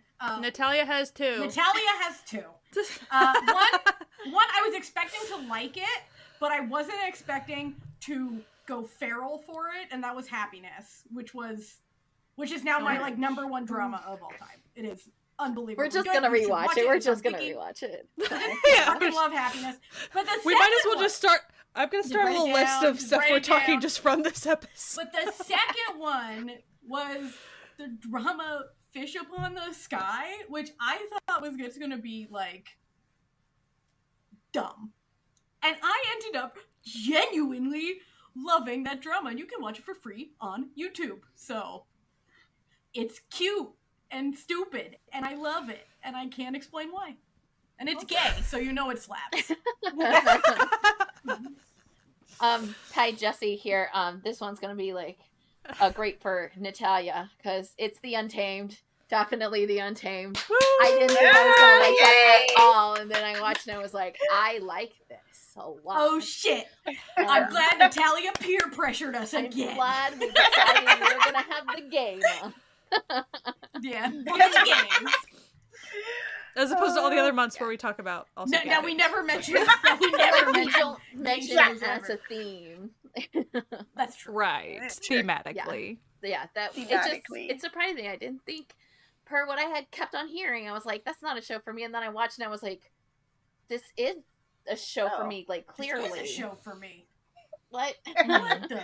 This was made for me. What? And how about Amanda? I don't know. I'm trying to think. I think for me, there's a couple of like, anybody who's known me for a while will know that if Sung Hoon's in it, I'm gonna check it out because I love my boy Sung Hoon. And often his drama picks, like when you first hear them described and stuff, you're like, really? This is gonna be very, but like, I loved Level Up. So I picked up a Fan on the Road. Like, they sound bonkers and they sound like they're just gonna, but I'm gonna be honest, he elevates them. He's a good little actor, and he has got great charisma, and he can take a sort of very average role and make it into something that you're like, yes, I am glad I'm watching this. It is just that enjoyable, you know? Like, he's not gonna make it into, like, he can't turn it into gold just because high art. Yeah, it's not like high art, but it is fun to watch, and like, so yeah. So, if you could live in the world of any show, what would it be? Now, so that's Sky. That was a tough. So this is Sky talking. Hello. Super tough because I do like a lot of darker shows. So for instance, I can't even talk. But I am gonna say Alchemy of Souls would be a fun world. I'm gonna say that, dagnabbit. So, but there's a lot of other shows that I really, really enjoy, but I would never want to live in a lot of those worlds. That's what I was thinking. I'm like, like, no. you know how we were just talking about happiness? Yay, happiness! You don't want to live in that. No. Like, no, you do not. Definitely not. Like, as an example, like a lot of shows that we like really enjoy, it's like, oh, I don't want to live in that. That would be hell. No, that's okay. Right. Mm-hmm. Yeah. I don't know. Like, okay, my answer is Natalia's answer. Okay, listen, Natalia's answer. I need you to stick with me, okay? Okay. Because this one, it does make sense when we get to the end of it. Now, it's the show Jugglers. And you're thinking to yourself, Natalia, Jugglers just happens in the real world. It's just an office. That's where you're Listen, that's where you're wrong, okay? Because I want to live in a world where a low-paid secretary can afford 20 beautiful winter coats that have every outfit she wears. All right? I want to be in that world. I've been wearing the same winter jacket for like 3 years in a row. Is that world in the same universe as A Good Day to Be a Dog, where a teacher can afford a small Airstream camper? Yeah. Which is I very would expensive like camper. to live in that world. Thank you That very world. much. Okay, Jessie, it's going to be a little weird, but you know what? Whatever. So I'm gonna pick Hotel de Luna. Specifically, if I could be one of the staff members, I just think it would be such a cool place to work at and be able to encounter the people that I encounter through that hotel. Like, it also means that I'm probably dead, but you know, that's okay. Whatever. That's we all Make the best of your situation. It happens to all of us. So we will all. Yep, that will happen. I think How about Amanda? Amanda is sort of similar to Jessie. Like, when I first thought of it, my very first thought was Mystic Pop-Up Bar. Like, I love them. So I would be very happy to just, wait tables in your little tent of sweetness. And I don't know. I just like, and there's something nice about the idea of a world where people are trying to help other people achieve their dreams, have good things happen to them, like fix their lives. And so the idea of living in this world that we're in, but that there's some people out there who are trying to actively make things better for people I like that. I also think a secondary one would be to, like, any drama that has it's like a bunch of people living in the same house or a share house or something, where it's like a good old found family, or nice like even community. something like When the Weather Is Fine, like living in that community and going to the book club, like that sort of thing would be a lot of fun. That would be very nice. All right, let's move on to someone else. We got lots of people here. Joy is asking a few questions here. She wants to know, what drama made you go, yeah, I'm in this shit for life? And as Natalia here, I think I already said in my story, it was Shut Up and Flower Boy Band, or Shut Up and Let's Go. It was like, okay, it's sold, done, got it. I picking up what you're putting down, right? Right. How about you, Jessie? So for me, I think technically I have to say an anime, because it's literally what started all this, kind of, really, like, in a way. So it'd have to be like either like Evangelion or Escaflowne. Like those two, like, once I saw those, I was like, oh, this is it. And I was in. And there's just kind of no way I wouldn't have like developed into Asian dramas if I hadn't had that kind of background. I think for me it was, so like I was really having a good time prior to this drama, but as far as like it affixing like, oh, I'm going to be in it forever type thing, Goblin sealed it pretty hard, because I think production value helped, like, as far as like, oh, this is pretty like, oh man, and as far as like the humor and things that were involved in that story, I really liked just the flow of stuff. So like I was like, oh, this is what a drama can look like and do. Yeah. Right. Okay. Yeah. I am seated. Like this is, I was having a really good time prior to that. I was definitely in it, at least for a short-term fixation or something, but like Goblin was like, oh, pump the brakes. This is where we're staying. Like, this is a big deal. This is where we live now. Yeah. So how about you, Amanda?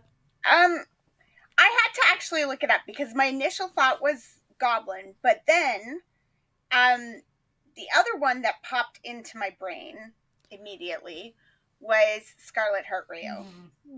So I was let me just check. Yeah, so I just had a third one, and so I just actually looked them up to the timeline. Was it Scarlet Heart Rayo? Was it Goblin? Was it Weightlifting Fairy? But Scarlet Heart Rayo started first, so I'll have to give it to that one.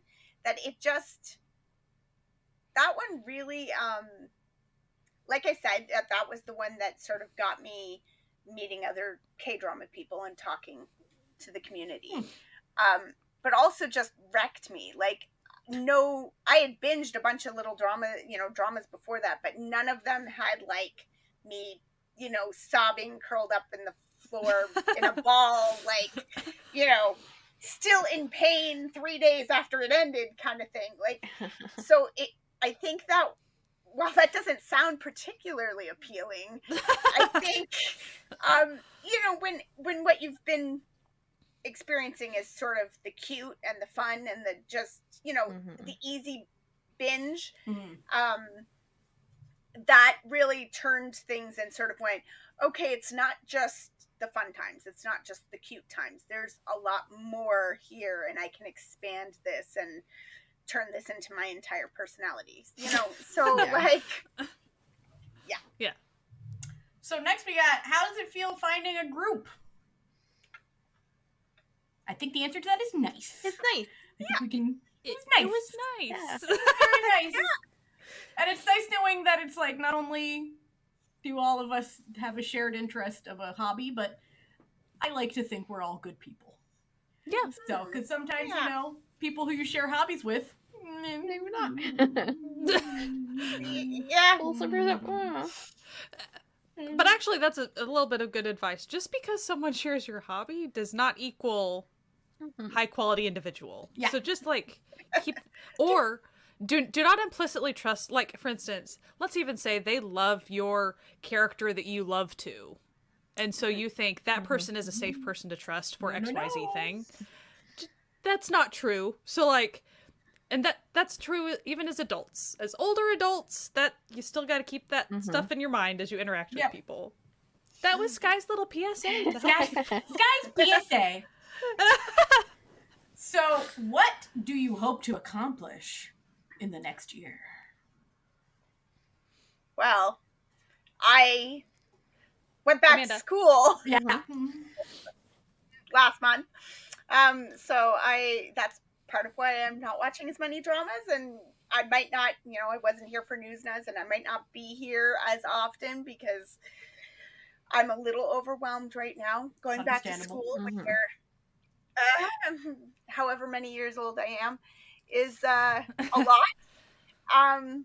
So yeah, I hope to accomplish passing my courses and paying attention and learning.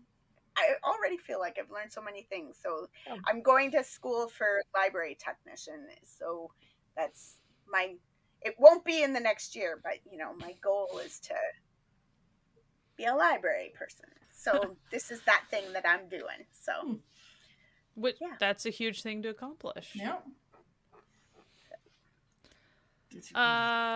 So like Sky here, I don't have any huge personal, like, as far as like as a collective group, keep the vibes going. Keep good vibes. I hope to, and as I was kind of trying to say earlier in this episode, essentially as we pick topics, we like to pick topics that people are going to enjoy, but also we do like to we don't like to give ourselves homework that we're not enjoying ourselves. So like we hope to be bringing good content as we enjoy our hobby and as we interact with it in ways that we want to in the first place. So like mutually beneficial episodes, which we have learned that over the years. That's what I was trying to say earlier. Like not strapping ourselves with a theme that we maybe don't really want to do the homework to. Like we've learned that we only have limited time in a day and in a month.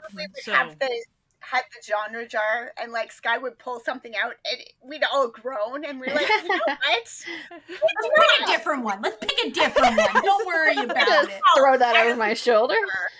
Oops. Oh, I didn't mean that one. And I forgot what it said. So how about you, Jessie? For me, I think I'm still like trying to get like a better life balance, because especially off of pandemic, super depression, loss of job. And now I'm in a new job and just like work on that a little bit more, and then work on fun things for the podcast too.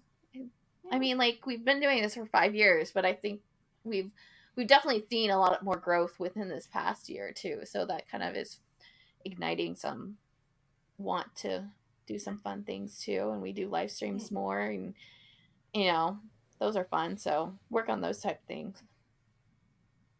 Yeah. I want to keep the vibes going, man. Like, that's all I'm ever want to do is, like, I'm just a hippie at heart. I just want to keep the good vibes going. And, like, because my one big driving force in life is I'm not a competitive person at all. But I love bringing joy to other people, which is what I hope that this podcast accomplishes. Like, if this makes one person out there smile, we've done a good job. For me. And in my personal life, I got nothing going on. I got nothing going on. But I am working on getting a full, like, sublimation setup so I can start making just cursed things for people. Like, custom cursed mugs and cursed tote bags and things to just torment people with. I've already started. I've made my husband a cursed t-shirt recently. And I just want to keep. In case you don't know, Natalia, when she's saying cursed, she's meaning funny. Yes, that's memes, what she's actually like deep fried memes, like real inside jokes with people, like that type of curse. Like, just not cursed not as in like I'm making cursing, you know, like dolls of people. Like, no, like I'm not a witch that you know of.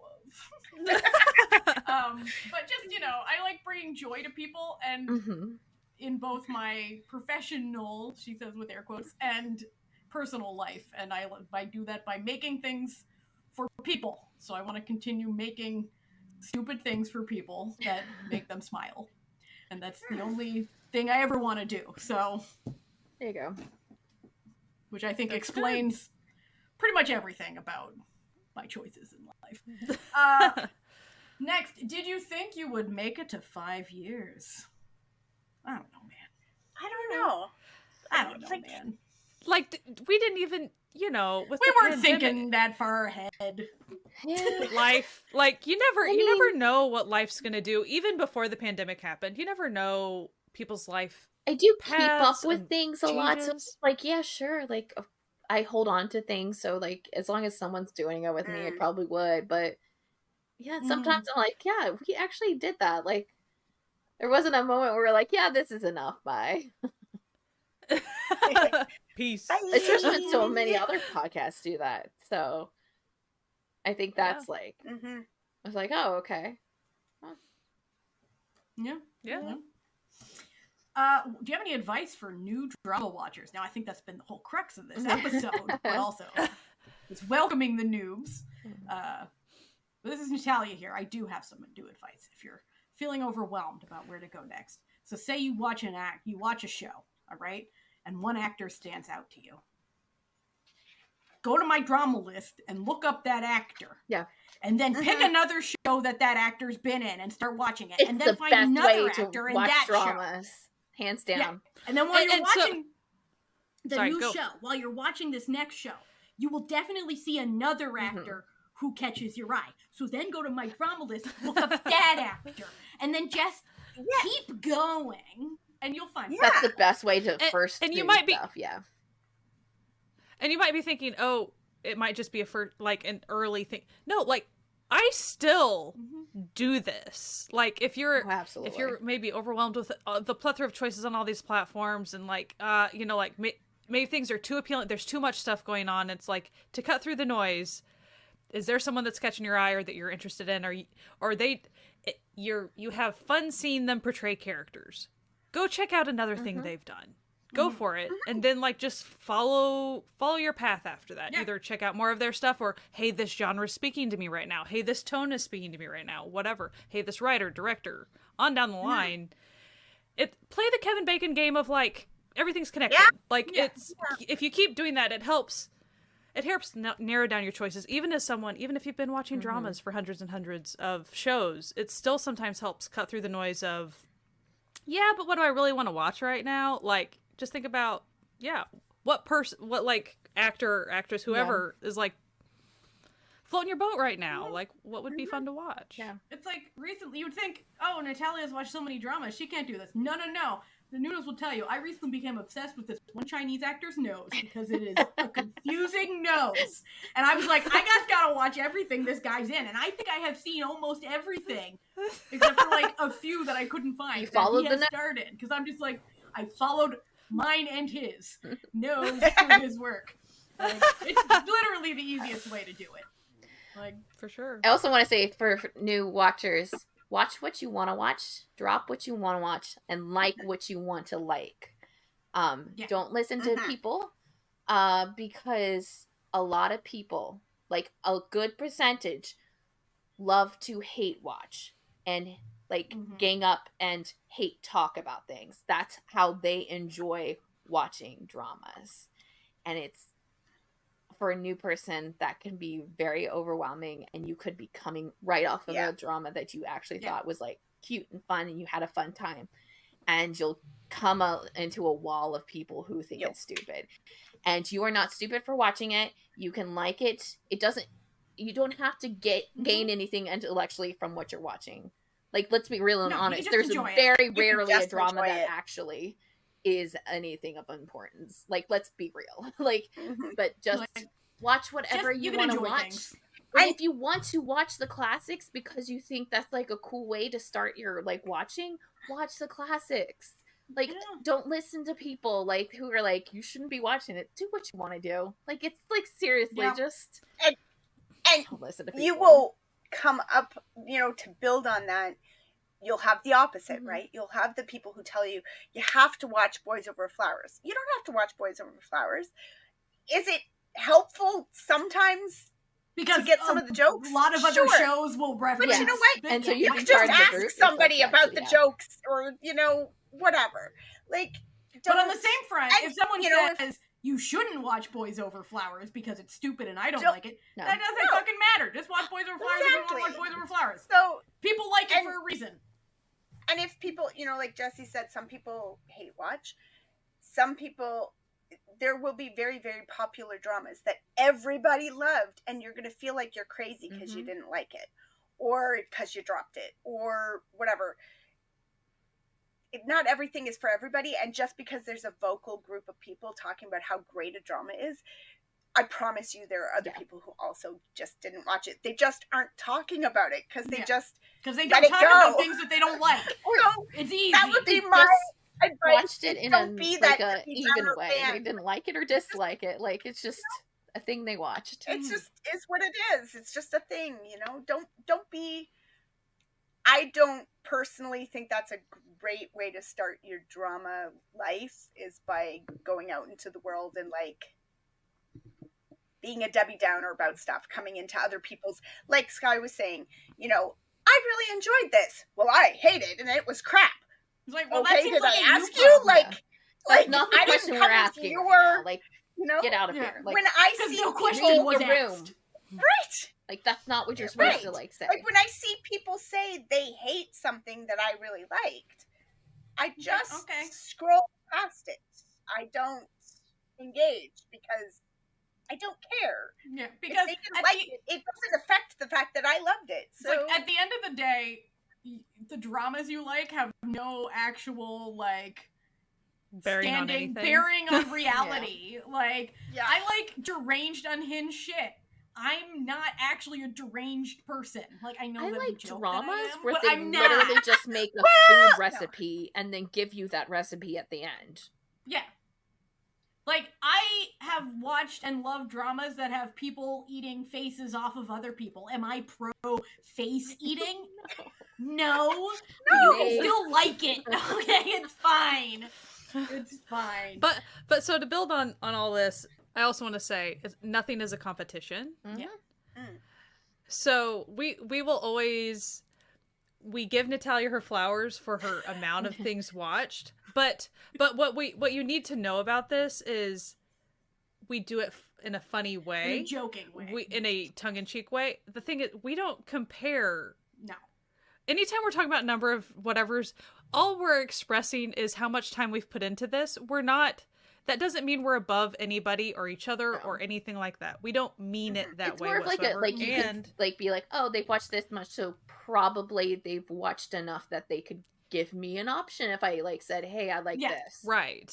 It's just like a it's mostly like stat. we've been around the block a little bit is all we're trying to express. But so on social medias and things like that, sometimes people do act like, well, I'm all this and that. I know all culturally. So there's a lot of pitfalls with that. I'm not going to get into the depths of that. Just, it's not a competition. This is a hobby. We've already said, follow your heart, enjoy yourself. You know, if you want to do little challenges, if you want to do that, you know, none of this is required. Yeah. None of it. It should be like fun. Yeah. You are on our podcast. You don't have homework. You don't it's not homework for you. We sometimes have podcast homework. But again, even when we do that, we've learned. We try to make it beneficial for ourselves too. So like, just be kind and just like, we're not comparing things here, and we don't have, I look down upon. If you encounter someone who is being like that, or they're being a know-it-all, or they're trying to act like they know something culturally where it is not their like, we try to really steer clear of that ourselves, even though we've watched a lot of stuff. We are not of these cultures. We try to be hypersensitive about that. We try to just express, we like these stories, we like these characters. We do know some things, but like, we're not going to speak on things we don't know about. And if people are starting to put their nose where it doesn't belong, you need to be very aware, especially of cultural stuff, of, you know, there's a lot of stuff that honestly smacks of xenophobia and racism within the drama community. And people need to check themselves. And even on a personal level, you have to be careful when you're typing something. Because sometimes even if you're not meaning something a certain way, you need to check, how does this read? How does it really read? Oh, it reads kind of towards, ew, I wasn't meaning that. Like, so be careful, be mindful, and remember, actors, actresses, all these people, they're freaking people. Thank you. Idols are people. These are all people. And if someone likes a drama you hate, vice versa, that doesn't make them a bad person. Like, no need to moralize all this and make it freaking weird. So, like, just have a good time. It's a hobby. It's a hobby, not a sport. Like, just, you know? But be careful. Be careful and be kind. And I know that seems like, oh, super pedantic or whatever. No, like, legit, we've been around the block on social medias with this. It can be we have, there are hurt feelings that occur. There are fights that occur. This crap happens. So just. I've had to leave a few group chats. Had somebody stalk my other social medias and make comments and threatening remarks about my children over something. Like, something drama related. And I didn't even say something bad about their favorite. I said something bad about the drama that they were in. Yeah. I said they were good in it, but I didn't care for this drama. Well, fuck you. Right? Like, no, we can relax. Okay, then. So, on this same vein, what advice do you have for new podcasters?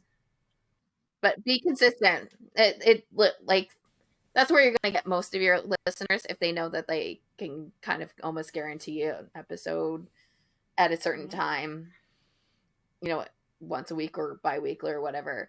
If they're like, they think that like there's a reason to come back. Because if you're not consistent, they're not going to, more than likely not going to kind of chase you around. Stick around.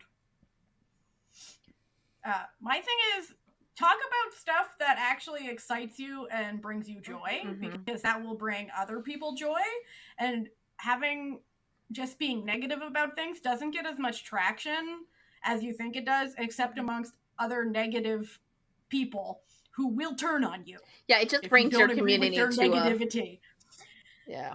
So, like, I get it. I don't actually get it because I don't do this, but like, I hear that like the hate watch thing is fun for some people, and I think that just focusing on things that bring you personal joy and that you genuinely enjoy has a lot more longevity than harping on things that you hate. So focus, because then the energy you put out, I'm about to say something so hippy dippy. Like, I'm Natalia being hippy dippy. I swear that I'm not like a crystals person or anything, but like the energy you put out in the world is the energy you bring back to yourself. So like, true. If you're just putting out negative energy, people are going to bring that energy back to you. So just bring positive, fun, good vibes. And I think that's something that has let us go this long, because we focus on fun, good vibes of things that bring us joy, and that we hope bring other people joy by us having joy about them. So, well, and Sky here, like, again, I'm going to circle back to podcasters within Asian entertainment things specifically, or any other cultural exchange type stuff. Be mindful, be careful, be very aware. And I know that seems like, oh, duh. No, like, no. At every turn, you need to be careful with that type of thing. To where sometimes it'll be a drama comes out that might be a little controversial or might really heavily deal with some hot historical topic. Be mindful of how you're handling this stuff. It's one thing to read an article or two and say a little bit, but just don't culture appropriate. Don't and mind your racism. And I know that seems really like, again, I'm not racist. I'm watching.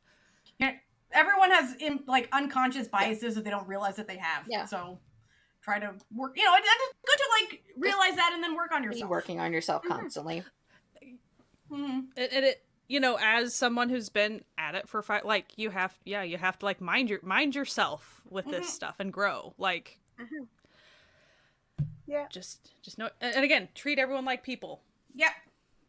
Yeah. Everybody, everyone you're discussing, it's not just someone to hate on. Like, don't do that. That's a no.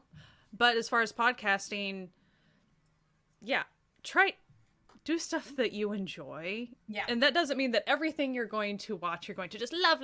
Like, sometimes it's going to be like, oh, kind of this neutral thing. You can say that you like dislike something or whatever. It's just. Yeah. It would be akin to buying a season pass to watch a sports team that you don't like. Why the frick would you do that? Yeah. Like, don't spend your time in this short life that we have and your podcasting time doing that. If you really want to, go at it. I'm just saying. Yeah, like, if that's what brings you joy, like, do what you want, but... Yeah. Life's short. Like, to me, I always say life's short because it freaking is. So, like, if you're taking time out of your busy life to have leisure activity of watching something and then talking about it on a podcast, please let it be bringing you some level of benefit. Yeah, like, please, exactly. please. And I guess, Amanda here, to build on what Sky said, don't get into a hobby podcast expecting to make money and expecting this to become your career. Especially not this niche. If somebody, maybe not Asian dramas. If you have not been approached by somebody with money who said, here, I will pay you to do a podcast, you're not going to make money at a podcast. Like, it's not a podcasting, like a money-making venture. No. We don't make money doing this. This is a hobby. No, this is fun. We do this for fun, okay? Yeah. And because I've seen a lot of new podcasters who get very frustrated very fast because they're putting in so much work and they're not getting any money out of it and they're not getting sponsors and they're not getting, and it's like, yes, because that's not how it works. What you're doing. That's a podcast. And just similarly, if you are loving it, if you're doing it and you're spending that time, but you're really loving what you're doing, don't get discouraged about the number of listens. If the number of listens is low, our number of listens 5 years ago was very different from what it is now. But not like astronomically different. We're not talking like we used to get 10 listens and now we have like 1 million listens. No, we're not that either, right? We're not we're not Nom. Dale, we're not Nom. Yeah, we're not Eric Nom. We can't, So Eric, you want to come on? Like, Yeah. wait, if you want to listen, Dive Studios. Dive Studios, hook us up. Yeah, you want to secondary become a part of your, part of the podcast. Yeah. We can talk. We can negotiate. Let's go.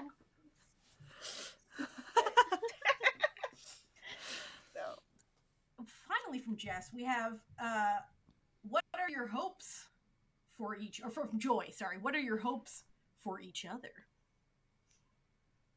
I have as Natalia, I have very succinct hopes for my 3 esteemed podcast friends here. For Amanda, I hope your schooling goes absolutely fantastically. I feel like we're writing each other's yearbooks. So. I know. For Jessie, I hope that your theater puts on incredible plays that showcase your amazing prop work. And Sky, I hope your library gets every single book that you request. Whoa.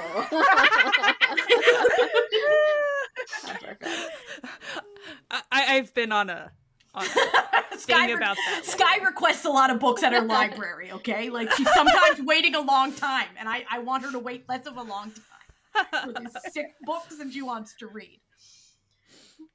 So for me, Jessie, I hope for Amanda to continue to do well in school and figure out that life change within your own personal schedule and family.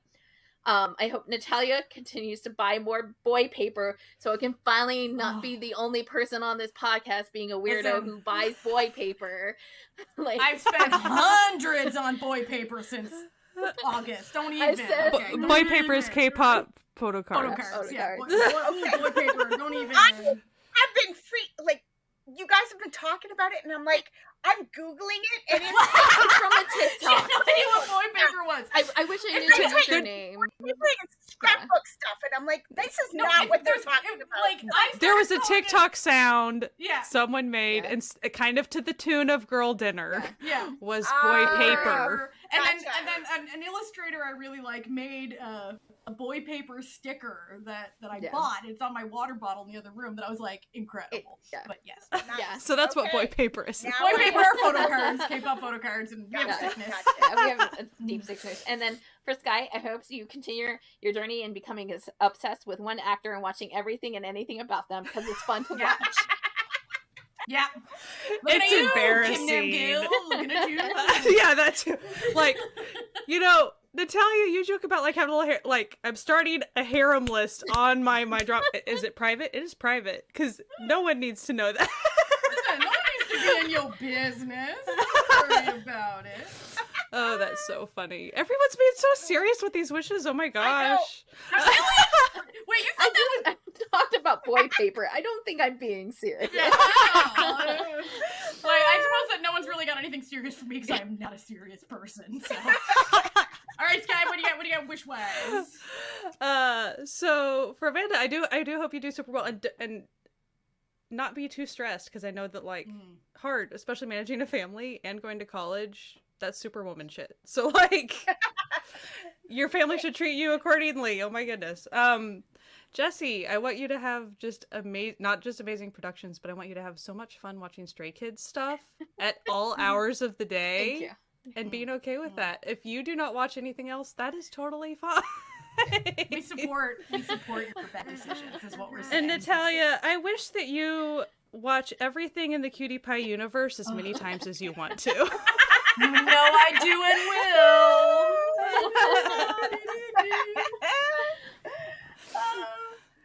Well, I mean, I just generally wish for all 3 of you health, wealth, and happiness. I wish for Natalia to have health and to be healthy and to have people be healthy around her wearing masks. For Jessie, I wish for wealth. I wish that her job would be good and would pay her well, and that the rich Chable man or woman with the open wallet will come file into her life. Enter. Yeah. Make it rain, baby. Make it rain. For Sky, happiness. Just that you continue to follow your joy. That you love things, and I love that you love things so much. And I just hope you keep on enjoying and loving things. So. Well, aren't we just adorable? Awesome. And by the way, side note, we're recording on our anniversary day. I just wanted to put that out there. Because we're adorable. That's what I wanted to say. We still have more, like, this is the longest episode we've ever recorded because we've earned it. It's been 5 years. It's been 5 years. This is good for like a commuter. Like if you're a commuter, like you can just like have this. You can listen to it in parts. It's fine. Yeah, it's fine. Yeah. We got. If you need to go get another glass of water, go ahead. Yeah. We got friend of the channel Frankie coming in with a question. She has a few questions here, but the first one is, how many hours a week do you spend watching dramas? And Frankie, this is Natalia. I refuse to be exposed like this. I knew that was going to be your answer. I knew it. That's between me and myself, all right? That's between me and my streaming services. There's about 3 to 5 hours a week when she is podcasting or live streaming, and she's not watching dramas then. She doesn't sleep a lot, so you can't do 8 hours a month. And 2 days a month, I go in to my gerb, okay, when I can't be doing it, and sometimes I cook and clean. Do with that information what you will otherwise. Figure out the math. Did you notice that sleep was not in the list? I will already just put that said in. I don't sleep. I doze occasionally. I get like 3 hours of sleep a night. I'm running on fumes at all times. So me too. Don't be putting me on blast like this, Frankie. I know why you're doing this, okay?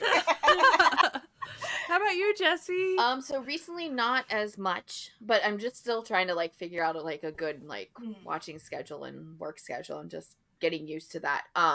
But like it can range, and so it could be like 0 hours of drama watching if we do not include Chan's room.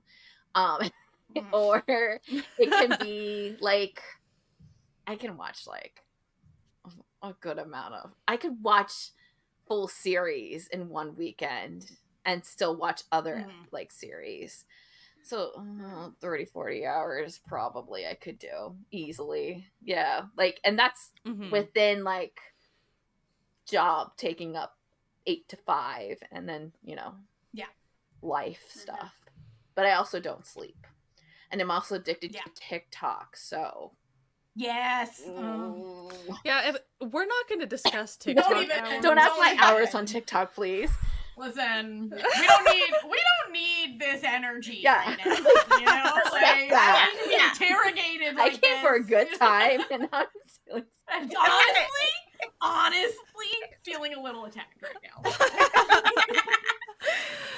now. Sky here. So mine, it greatly varies too. Like, it just depends on what life's doing and need to spend time elsewhere sometimes. But as far as when I'm in a good rhythm of watching, it still varies, and it depends on if I'm trying to keep up with some airing stuff or if I'm binging some old stuff. So within that range, on a normal good watching week, if I'm busy with other things too, it can go like 4 to 16 hours as far as kind of on the lower end, even if I'm enjoying some like currently airing things and kind of binging some old stuff like that. Now, if I'm really into something, that's when you start getting upwards of 20 hours, things like that. Like when you're obsessed with actors and you're trying to go through their entire catalog, sometimes that thing happens. But again, we don't need to totally reveal everything to the world. So we need some mystique. How about you, Amanda? So I feel like found a little bit more balance recently, so I'm probably more at the upper end of like in the 5 to 8 hours maybe a week now. I will put stuff on like in the kitchen while I'm making dinner or while I'm folding the laundry or whatever. So but I'm probably somewhere I would say in the 5 to 8 hours a week right now, which is very low for me, but it be what it be. It's working. So she also wants to know, how do your friends and family feel about this hobby? Okay, so like Natalia here, my family, they like kind of get it, but like I've been obsessed with things since birth, so like they're kind of used to it.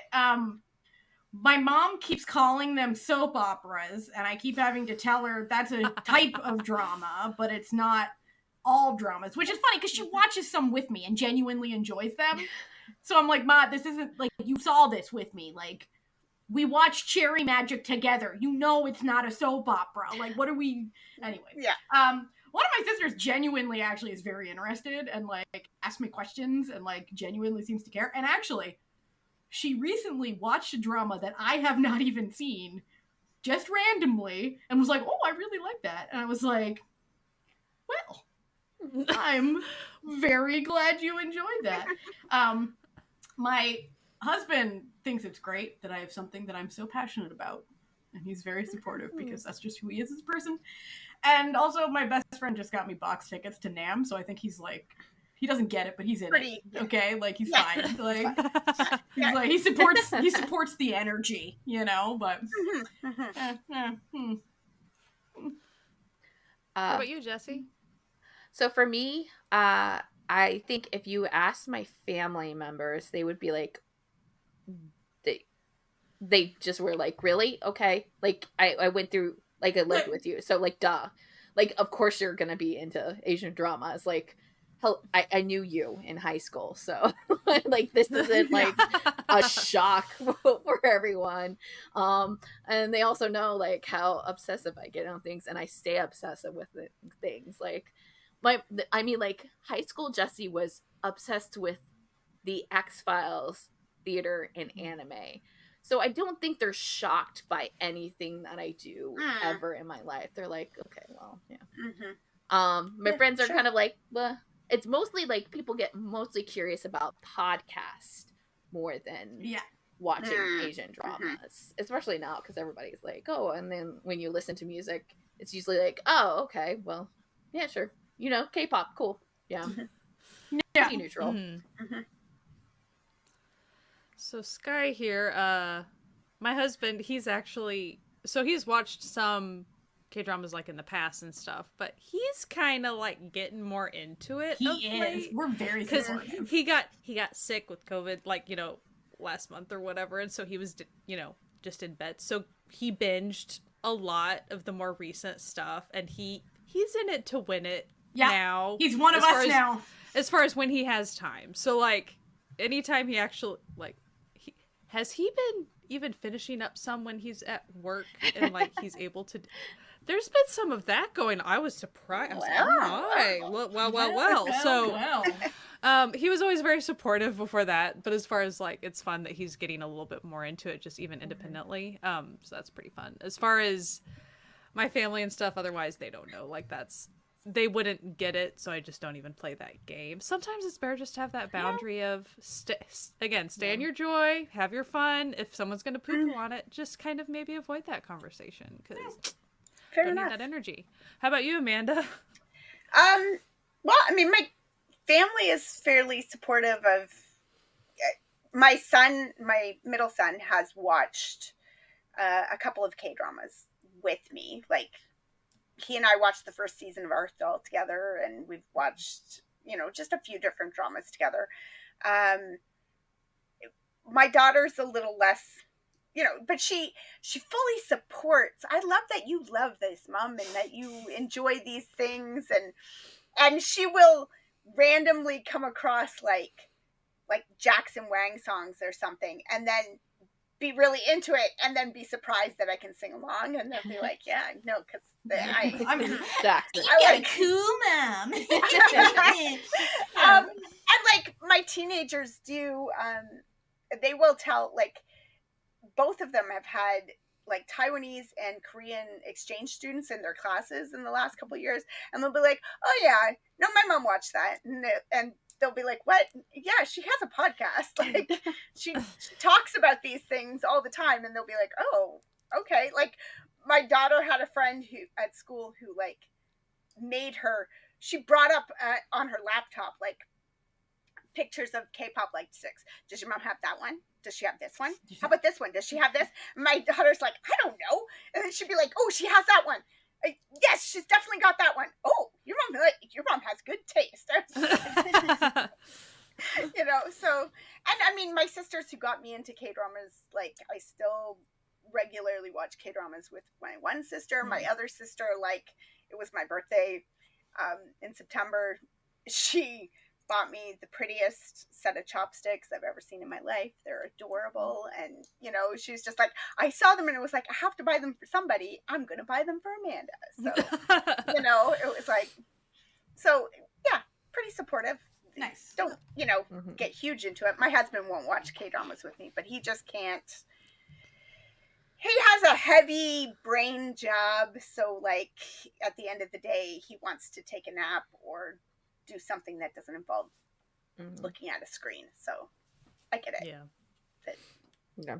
but, So, you know. the final one from Frankie, she's wondering, how do we decide on topics? Kai Bai Bo! No, okay. Like, so we always have what we're watching. Like, that's standard. Okay. And as far as why we don't do that every single episode, it's because we have to have time to watch the things to talk about. Yeah. them. We have to watch new things. Yeah. Again, and getting to that homework thing, like, we're allowing for, like, us to not have, like, heavy watching weeks, but still have something to talk about during these episodes. Yeah. Too, so. And then often if there's like a show or a movie that's coming out that like one or more of us is really excited about, we'll be like, hey, why don't we do like a first 2 episode or like a movie episode review or if episode we on that. See a lot of like social media buzz, like people are like, ooh, this thing's coming out. We'll be like, maybe we should okay, we'll check think it out. about that. And then if we're not that busy, we'll be like, let's do a deep dive on something. And then we'll usually like 2 months in advance, we'll be like, okay, let's do a deep dive this month. And then usually like the month before, we're like, okay, let's move that another month. Yeah.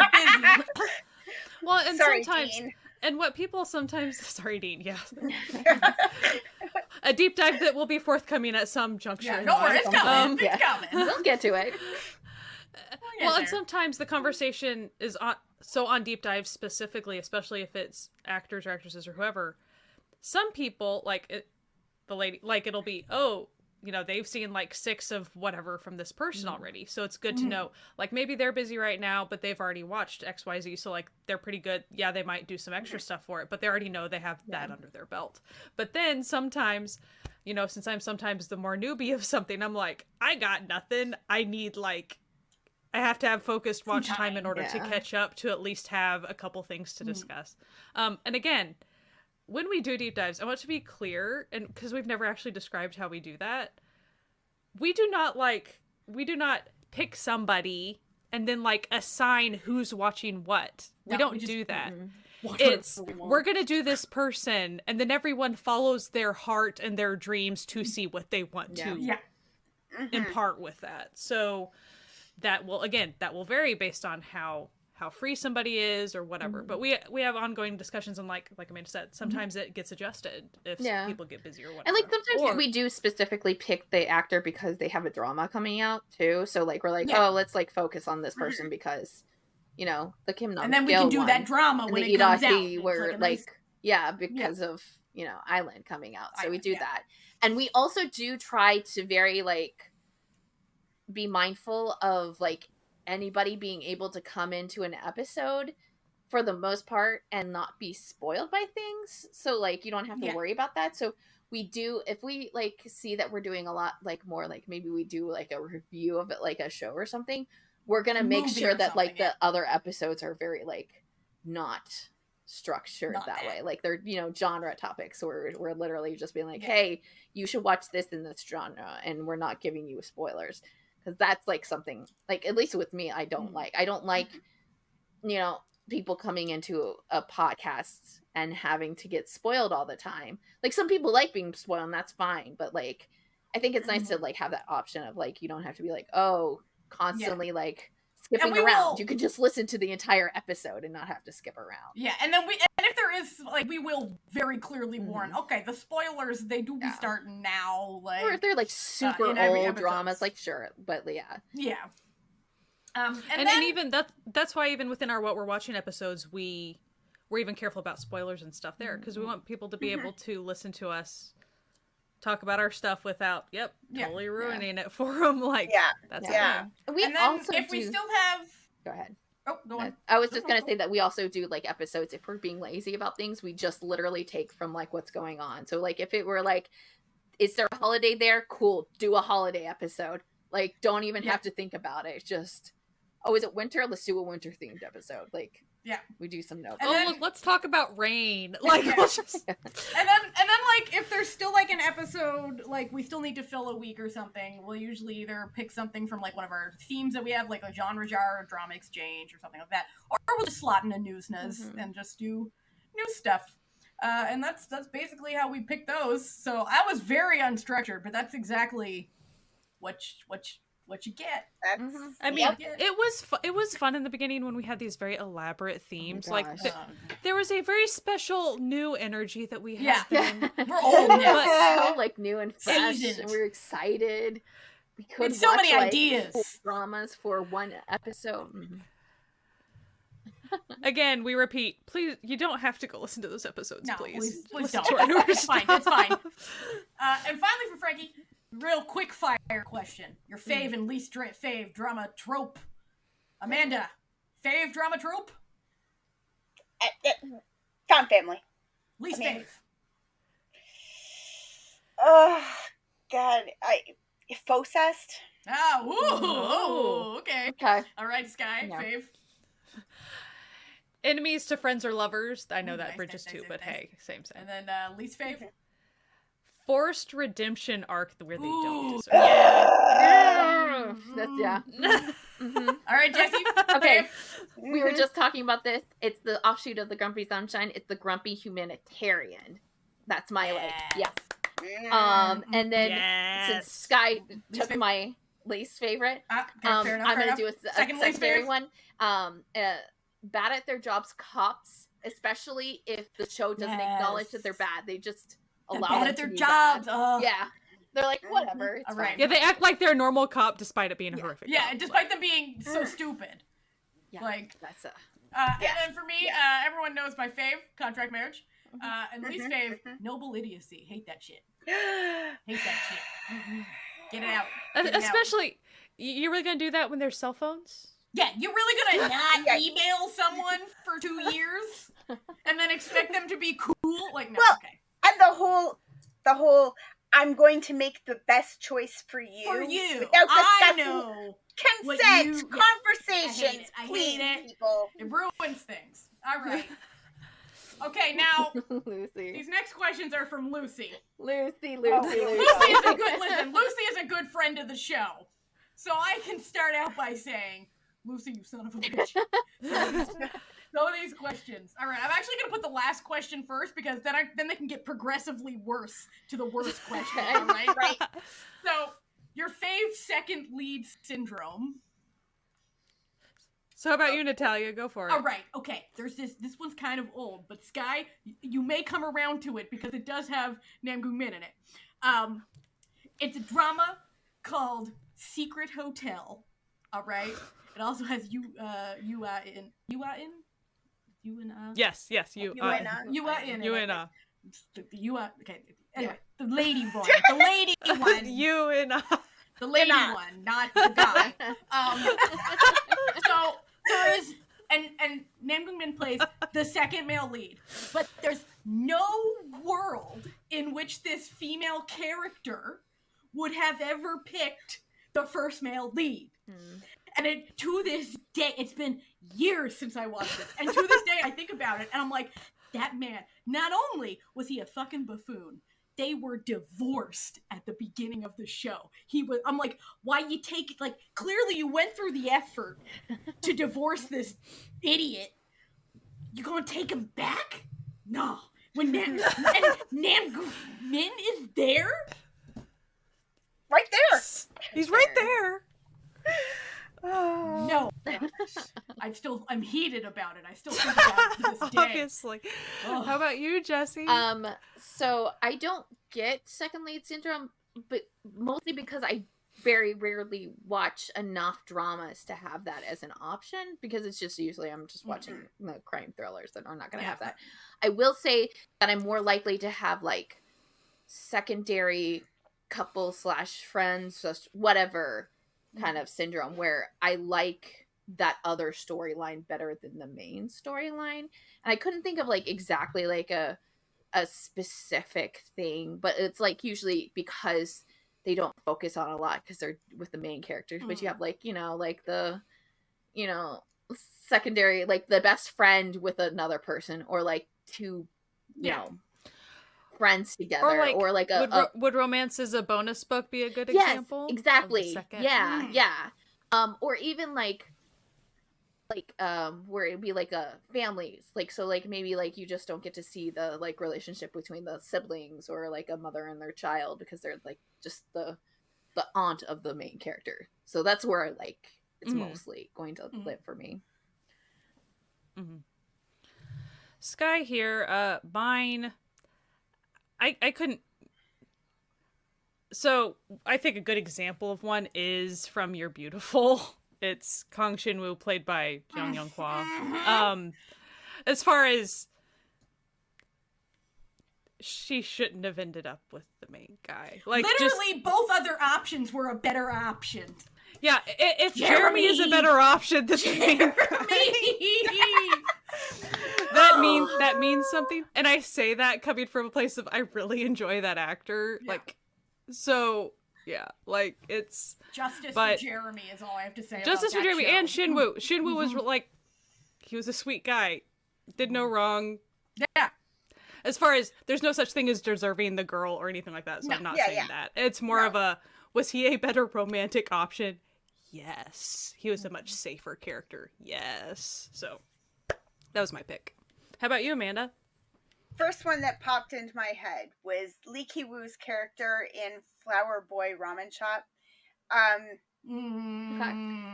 Absolute, just the dearest, sweetest heart.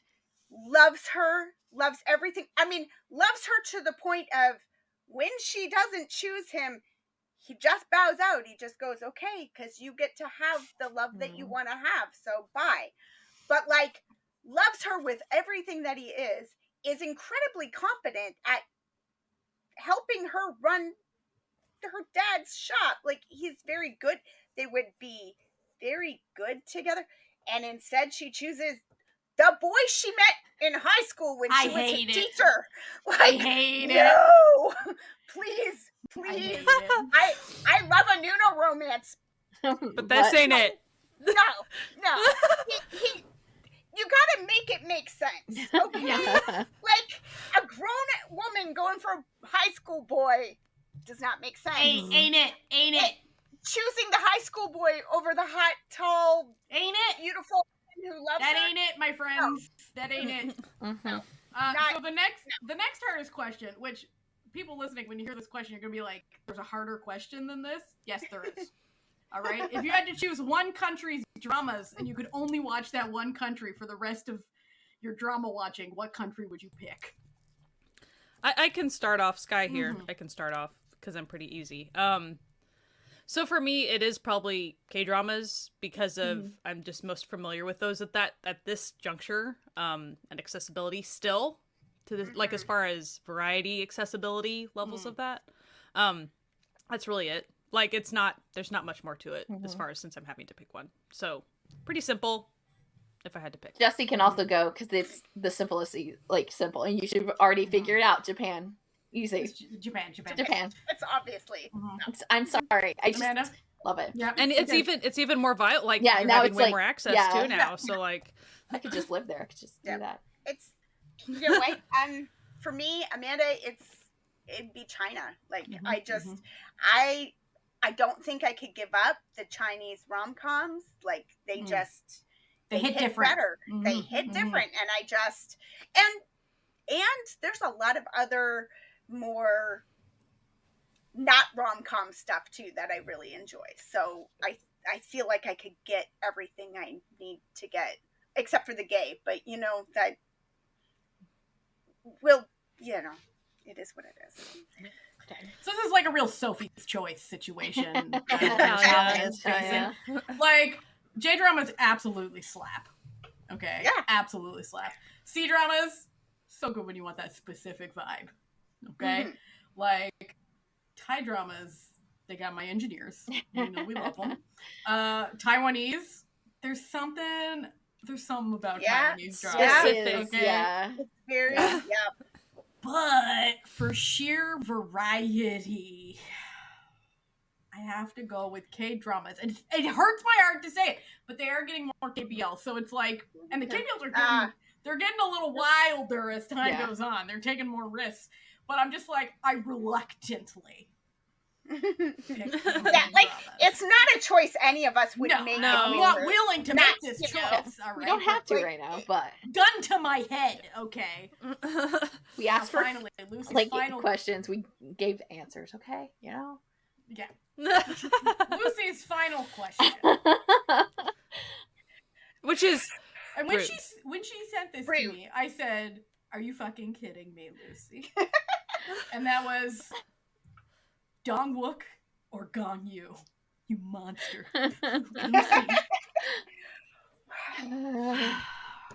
All right. Natalia will start because just rip this Band-Aid off for all of us. I have to go with Dong-wook, okay? And I will give you my reasons why. All right? Gong-yu, fantastic, okay? But Dong-wook has this, like, nerdy old man energy who will do housework. Like, and if you've ever met my husband, you'll know that I enjoy the personality of one type of man. And that is nerdy old man who genuinely likes women. And Dong-wook has that energy. I'm not saying Gong-yu doesn't have good energy. I'm just saying Dong-wook has that a very specific energy. That specific one. Yeah. How about you, Jessie? So I am also picking Dong-wook. Early in my drama career, or drama watching, I would do the things where I'd like, you know, only go on one person's thing, and then I'd also like watch everything about them, like variety show and interviews. And just Dong-wook in an interview, he's just so much fun. Like, he's just so much fun. I remember the Happy Together show when they were still in the sauna. He does this, like, one of the episodes he's on, and they do this thing where he like has to do, like, he takes a scene and he has to do it like in like different like those types of genres and like different things. So he'll do like as a like the movie scene and act out that scene, and then then put it on like the public access drama, like so we do that, and it's just it's hilarious. Him on Return of Superman is great. Just every interview he's like super charming in the way that I like.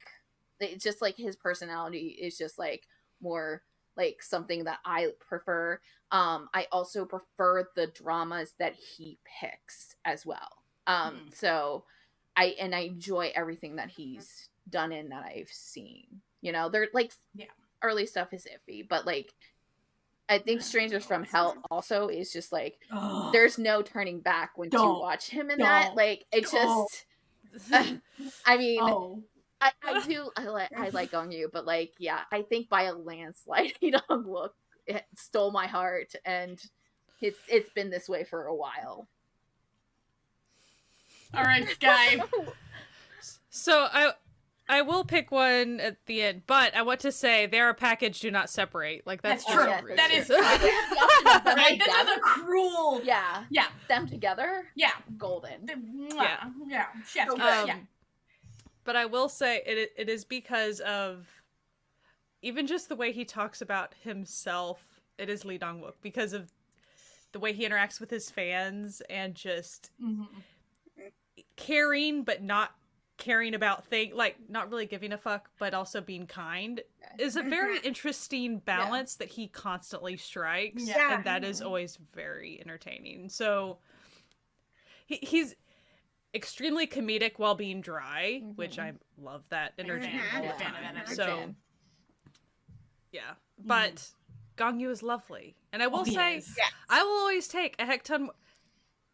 Please make more shows. Make more stuff so we can maybe change our. You know, I challenge you to come take the cup. I think I've seen almost everything Gong Yu has been in.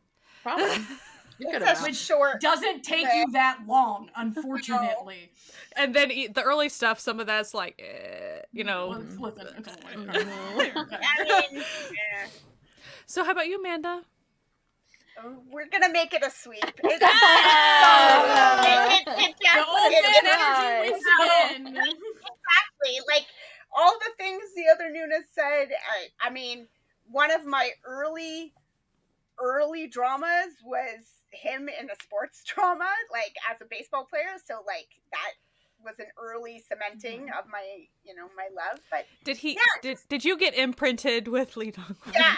He's just got that energy that is just so good, and he's a great actor. And I mean, very handsome, and he just.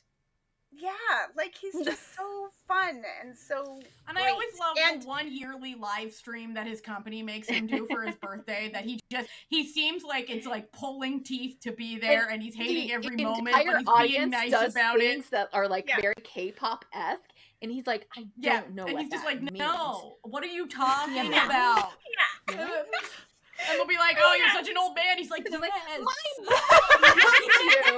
am I here?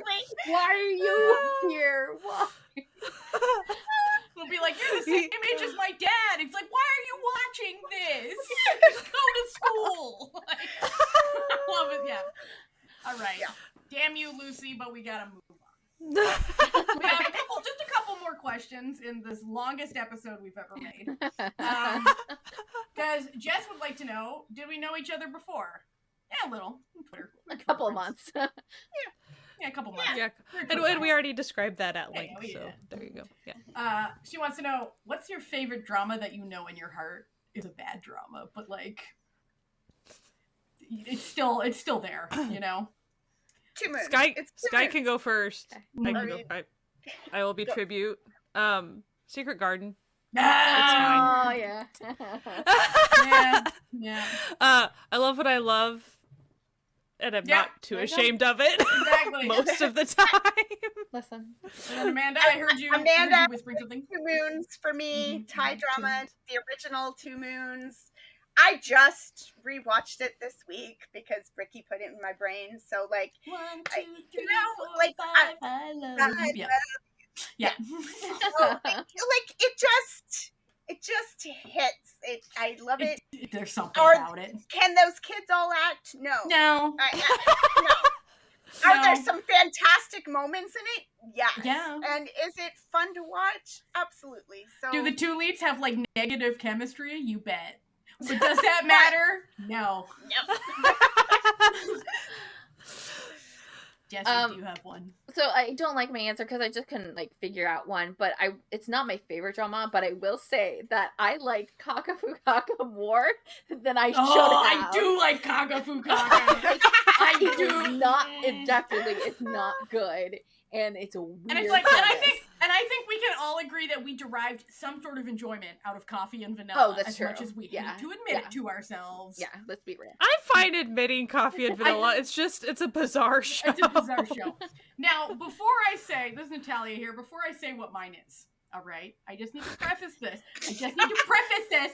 By saying that I think all dramas have a certain charm.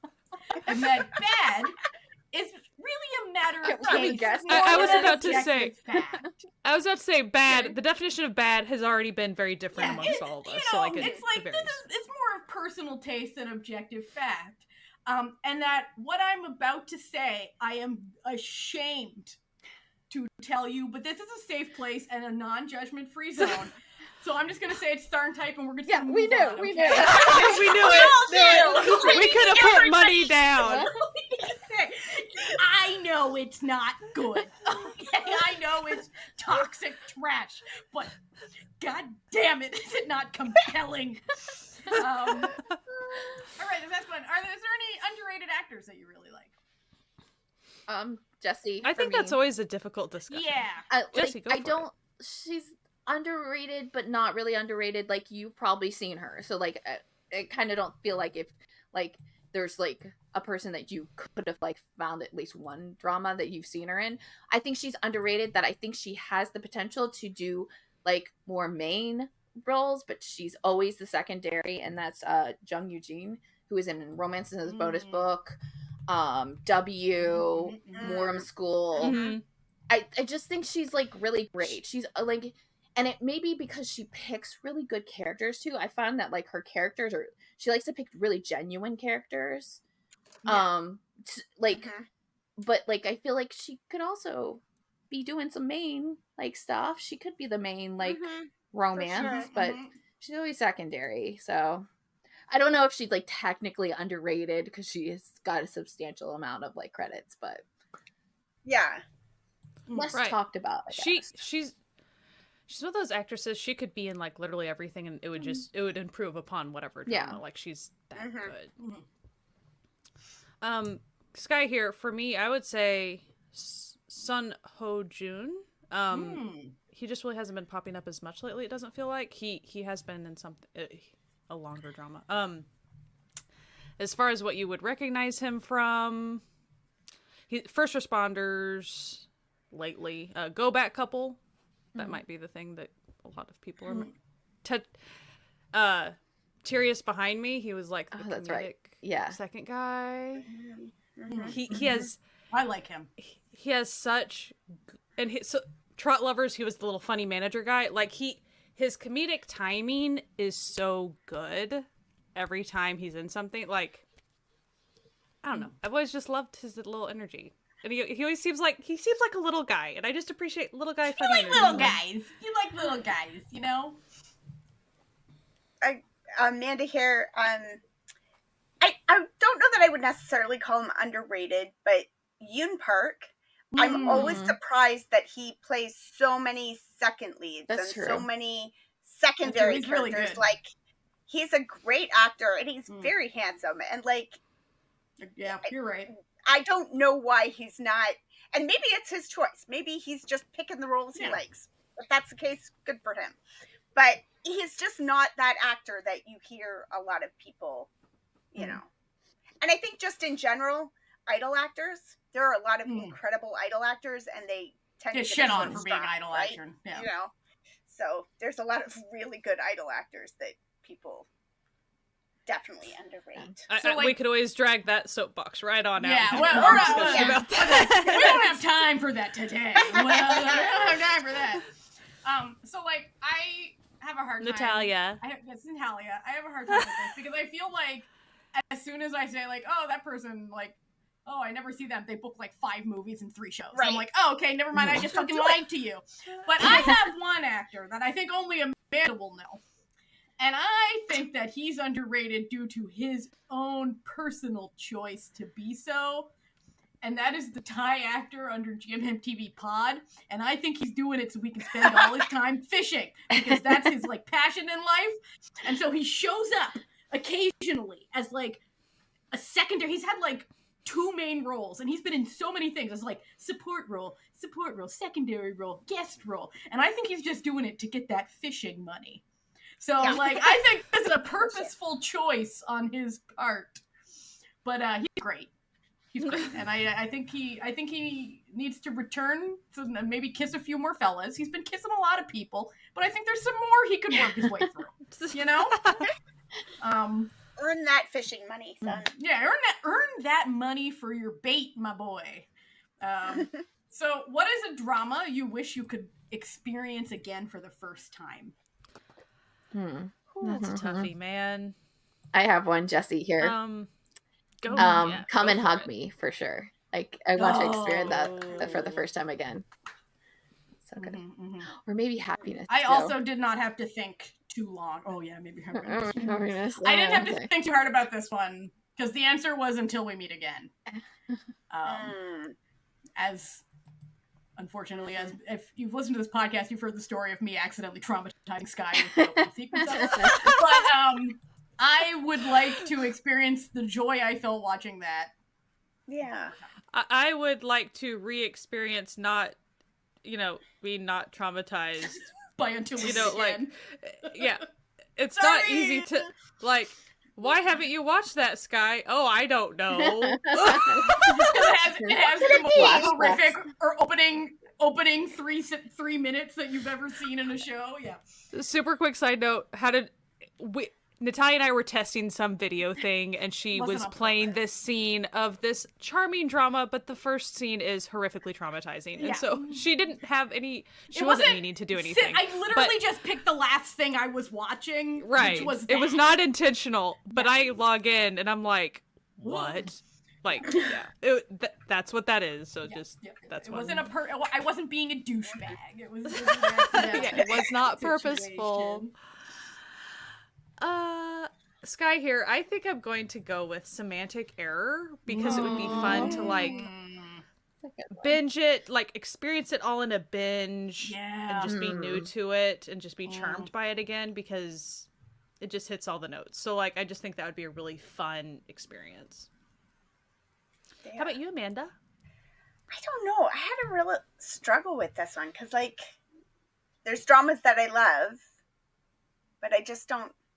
I feel like the right choice would be something from my early watching. I would like to go back and maybe experience that, have the opportunity to maybe experience something that I maybe didn't enjoy early on, but like maybe I would have different eyes for it now. Maybe I would appreciate it more, but it would be hard to go back and do that objectively without a bias, right? Yeah. So yeah, maybe that's the right choice for me.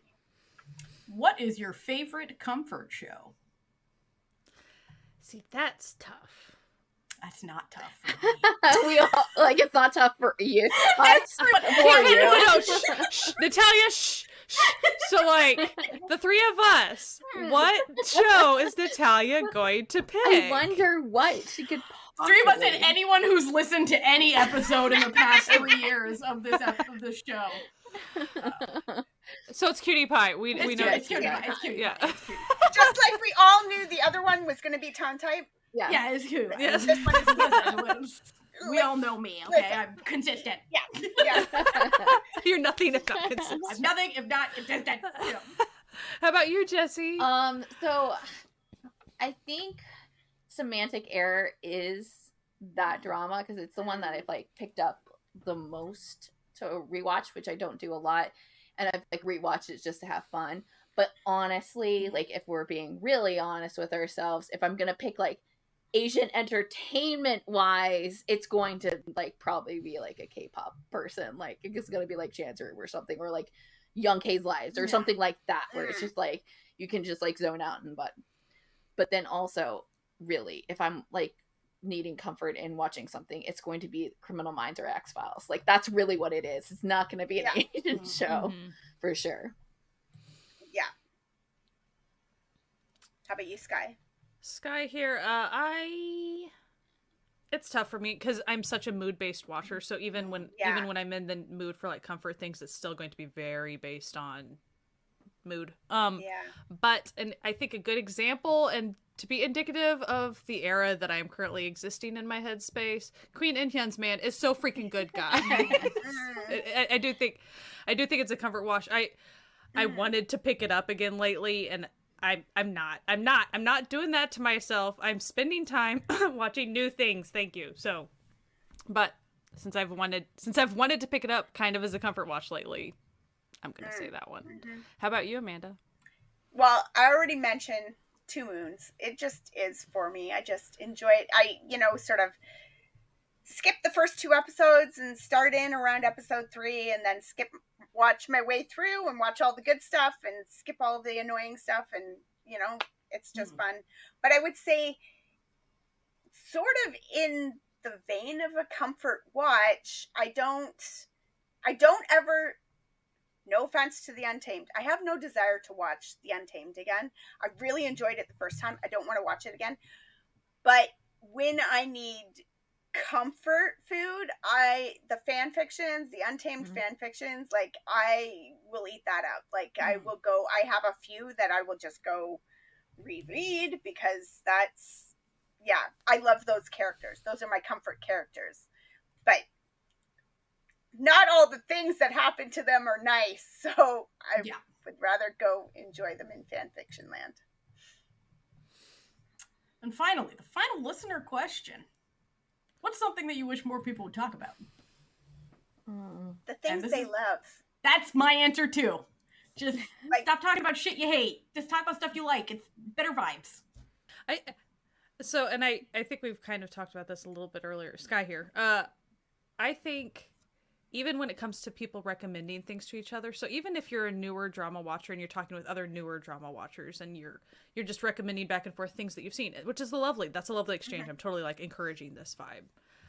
It's still, even if your basket of dramas is not very much, you still should try to customize that to the watcher, not just like what you dig. Like, and so we kind of talked about that earlier, but I wish people would, when you're playing recommend, keep that in mind. I wish that would be a pretty good default for people, and also I do wish people would be mindful about spoilers for each other. Yeah. Yeah. On social medias, it is really, really a thing. Honestly, I also wish people, including freaking platforms, would not have spoiler clips for really big shows just on like Instagram or something. That drives me fucking nuts. When they have them up before the show has even aired. Why are you? Or they put their subs on. You're like, yet. You literally haven't uploaded your subs, so why are you spoiling this? It's like, so you have subs for this spoiler, but you don't have subs for me to go watch it on the platform I pay for. Okay. Well, it won't be some little tiny spoiler. It'll be like the main big reveal of the first half of the show. It's like, pardon you. This is and I know that's not what this question was, but I wish people would be mindful for each other in a kind way. That's all I'm saying, including freaking companies. How about you, Amanda? Yeah, just talk about things that you love. I just wish people would talk about the things that they love and the things that they know, not talk about the things that they think they know that they don't know, and not talk about the things that they hate, because who cares? Like, just put more, there's a big bad world out there. Let's put more joy and happiness and enjoyment into it. Yeah. So we're coming up on the end of this mega-sode, the longest episode we've ever recorded. Yeah. Long. Do we have our final thoughts on the past 5 years of podcasting? It's been fun, okay? I've had a good time. All right? We're all sighing here, but I think we've had a fantastic 5 years of doing good work. We've been doing good work out here. It's been a nice, consistent thing to have to return, like, so even we've all gone through stuff over the past handful of years, right? Whatever changes, whatever, and to always have, even if you have to take a break from it and come back, sometimes, like here's my little hobby that I get joy out of, and sometimes it even takes a little bit to get your feet wet again and get back into it, but like you eventually. And it helps being on a podcast with other people that also sometimes find that joy whenever life allows them to.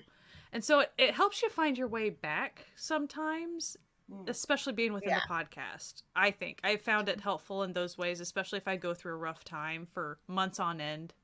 And so when you're trying to find your way back, it's possible that you'd be able to do that by yourself. But being on the podcast... kind of having that commitment to the listeners a little bit to try to come back, having that commitment to each other to try to watch some stuff or whatever. I think it's been helpful to eventually bring back to that. Yeah. That was very serious. Sorry. Well, no, just as you're saying that, I'm thinking, Amanda here, I'm thinking like, people will have these conversation goes around on social media frequently. What do you do to get out of a drama slump? What do you do to get out of a drama slump, right? And the reality is I've had lower watch periods, but like I haven't had a slump since we've had the podcast, because I can't have a slump. Like I have to, we've got something else. I got to watch something, like even if I'm not really into it, like, we're going to talk about this drama. I got to watch that drama. And then often that will just be the little push that I needed to, keep on moving, finding something else that I, wanted to watch. So it's been nice that way. It's just consistency. Yeah, it's just been fun to have a hobby. Just like, and get to talk about it. Like, I like also being able to discuss things at a little bit more in-depth way, or like people to discuss things and then like have other people be, like, to bounce off of, like, that sort of thing, or just have fun talking about like something you really like a lot of our like deep dives, or like especially our K-pop episodes, those have been always so fun because it's like you're just sharing about like the fun, like stupid little. Oh no, like, you want me to watch a bunch of music videos from people I like? Oh no, you want me to listen to a bunch of music? Like that our I Day enjoy? 6 end flying episode is just like so much fun, and it was just like fun to like prep for, and it was just sometimes it's just like a lot of fun. Yeah. And ladies, is there anything that we want to try in the future?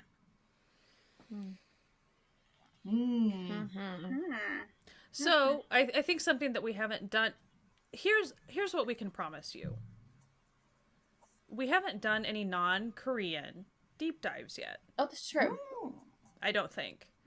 We promise you that we do want to bring that to you. Yeah, that is something that will be in the works. So like, we've got one in the works. We've got one on the agenda.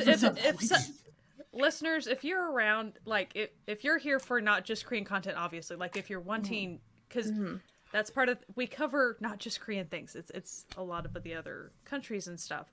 We do try to round stuff out quite often. So if you ever feel like we're being a little too centric, please know that we're usually aware of that, and we do try to round something back whenever we have the time and stuff. So like, know that we're trying to be mindful of that when we can be. Or also, but just sometimes being, it does. Mindful of the fact that it's just like really hard to find the information if none of us speak that language. Yeah, like a Japanese actor. Like the one we have going is going to be like pretty easy because he's super popular, and but like it's like infinitely harder. Like we did do one because we did the Boys from Cherry Magic when we were doing our Cherry Magic thing. We did. Silly me. I'm so sorry. No, that's okay because I forgot it too. But like it was really hard because like not a lot of that stuff was subbed. Like Korean stuff gets subbed. Korean stuff is easily in the news, and like you have access to a bunch of stuff, and that's really the reason why it seems that we favor it. It's literally because of the options that we have. But so like what I know that just as a general, like we do attempt to, especially if there's a drama that's getting popular or whatever, it's on our radar. But also keep in mind that at the moment we're still dealing with the strike limitations. Yeah, we're still on strike rules. Something that we're dealing with. So as far as what I want to try in the future is, I want all those people to get the money they deserve, and then I want us to be able to talk about everything again. That's what I really want. All the stuff that we've been dying to talk about for months. I really don't want to have to wait until next year. We shouldn't, especially when Netflix is hiking up their prices again. God, I can't. We need a break from really just shitty people. Like, come on. It's exhausting. Possible things we want to try in the future: overthrowing awful, greedy corporate people. That is what we want to try in the future. The end of capitalism. Things we would like us to try in the future. The end of the patriarchy. Things like that is what we would like to try in the future. So, before we sign off, I just want to take us on a little reminder, because if you'll notice, we've got a new look for some of these designs. They've taken a turn, and I know you're wondering what's with the llama thing. The llama is our longest running joke in the Noonas, and it actually started during the pandemic when there were all these news stories coming out of Korea about people breaking pandemic rules, and one that really stuck out to us as like that we really vibed with was this person who owned what was dubbed the party llama. I think it might have even been an alpaca. I'm going to be. It might have been an alpaca, but yeah, we did llama.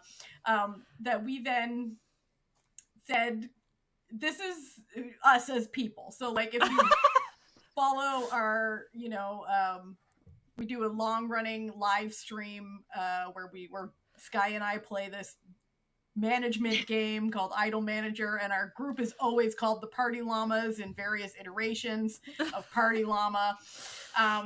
So we've decided to just really embrace the llama thing going forward, for just a little bit of whimsy to add to our life here on the Noonas. So we also want to remind people that if you like this vibe that we've been putting out, you can go to our Patreon, because we have one of those. You can join the fan family. That's patreon.com/certified Noonas. Our fan family, the tits. We love them. Tits positive, because we think tits are positive here. If you listen to our last Newsnas episode, this is what they're talking about when they're like, "Do any of the Noonas ever say something that really makes you go, what?" It's me. The answer is Natalia. Just says whatever comes to the top of her mind.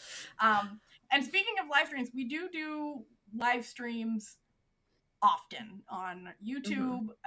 We hope to continue the live stream vibe, especially for one specific series that I think is like our favorite. Like, I do think it's our favorite, is the Roll for Drama. Yes, the Roll for Drama, which, if anyone's unfamiliar with it, it's basically we roll a dice, and the dice corresponds to different drama elements and actors and themes and tropes, and we have to construct a drama. And when I tell you, we have done nothing but bangers, okay? We have created the greatest K-dramas that you've ever seen. We have plans in the future you'll never to see do them. You'll never see them. To maybe do like a Thai BL one. Maybe that would be fun to do. Like, listen, we do a lot of BL ones just because the dice are gay here. We can't. I'm not saying I'm not saying we don't make them gay. The dice choose. Maybe we do. Okay? Maybe it rubs off. Love it. Maybe just being around the aura in general just makes things like out in the air. So we do that every month. Like, we got a lot of fun stuff, and we really hope that like you come hang out with us more, because we're just vibing. We're just having a good time. Okay. So with that being said, you can listen to us wherever podcasts can be found. Our episodes also go up on YouTube every Monday, with a few exceptions. We take vacations every once in a while. It's not often. Like, we're here pretty much every week. You can listen to us wherever podcasts can be found. You can also see all of our episodes, and including time codes to everything we talk about. Let me tell you, right now the time codes for this episode is going to take old Natalia a little while. At certifiednoonas.com, our website, and we are on all social medias, and we also have a Discord that's free to join for like real chill, cool people who just want to chat about dramas, K-pop, whatever, like life. We're cool. We do all sorts of stuff over there. It's super fun. And you can join that, and it's good vibes. So anyway, as always, we end all of our things, because we are very health conscious and COVID conscious still here. And we'll end it as we always do with wash your hands, wear a mask, and keep enjoying Asian entertainment. Bye. Bye.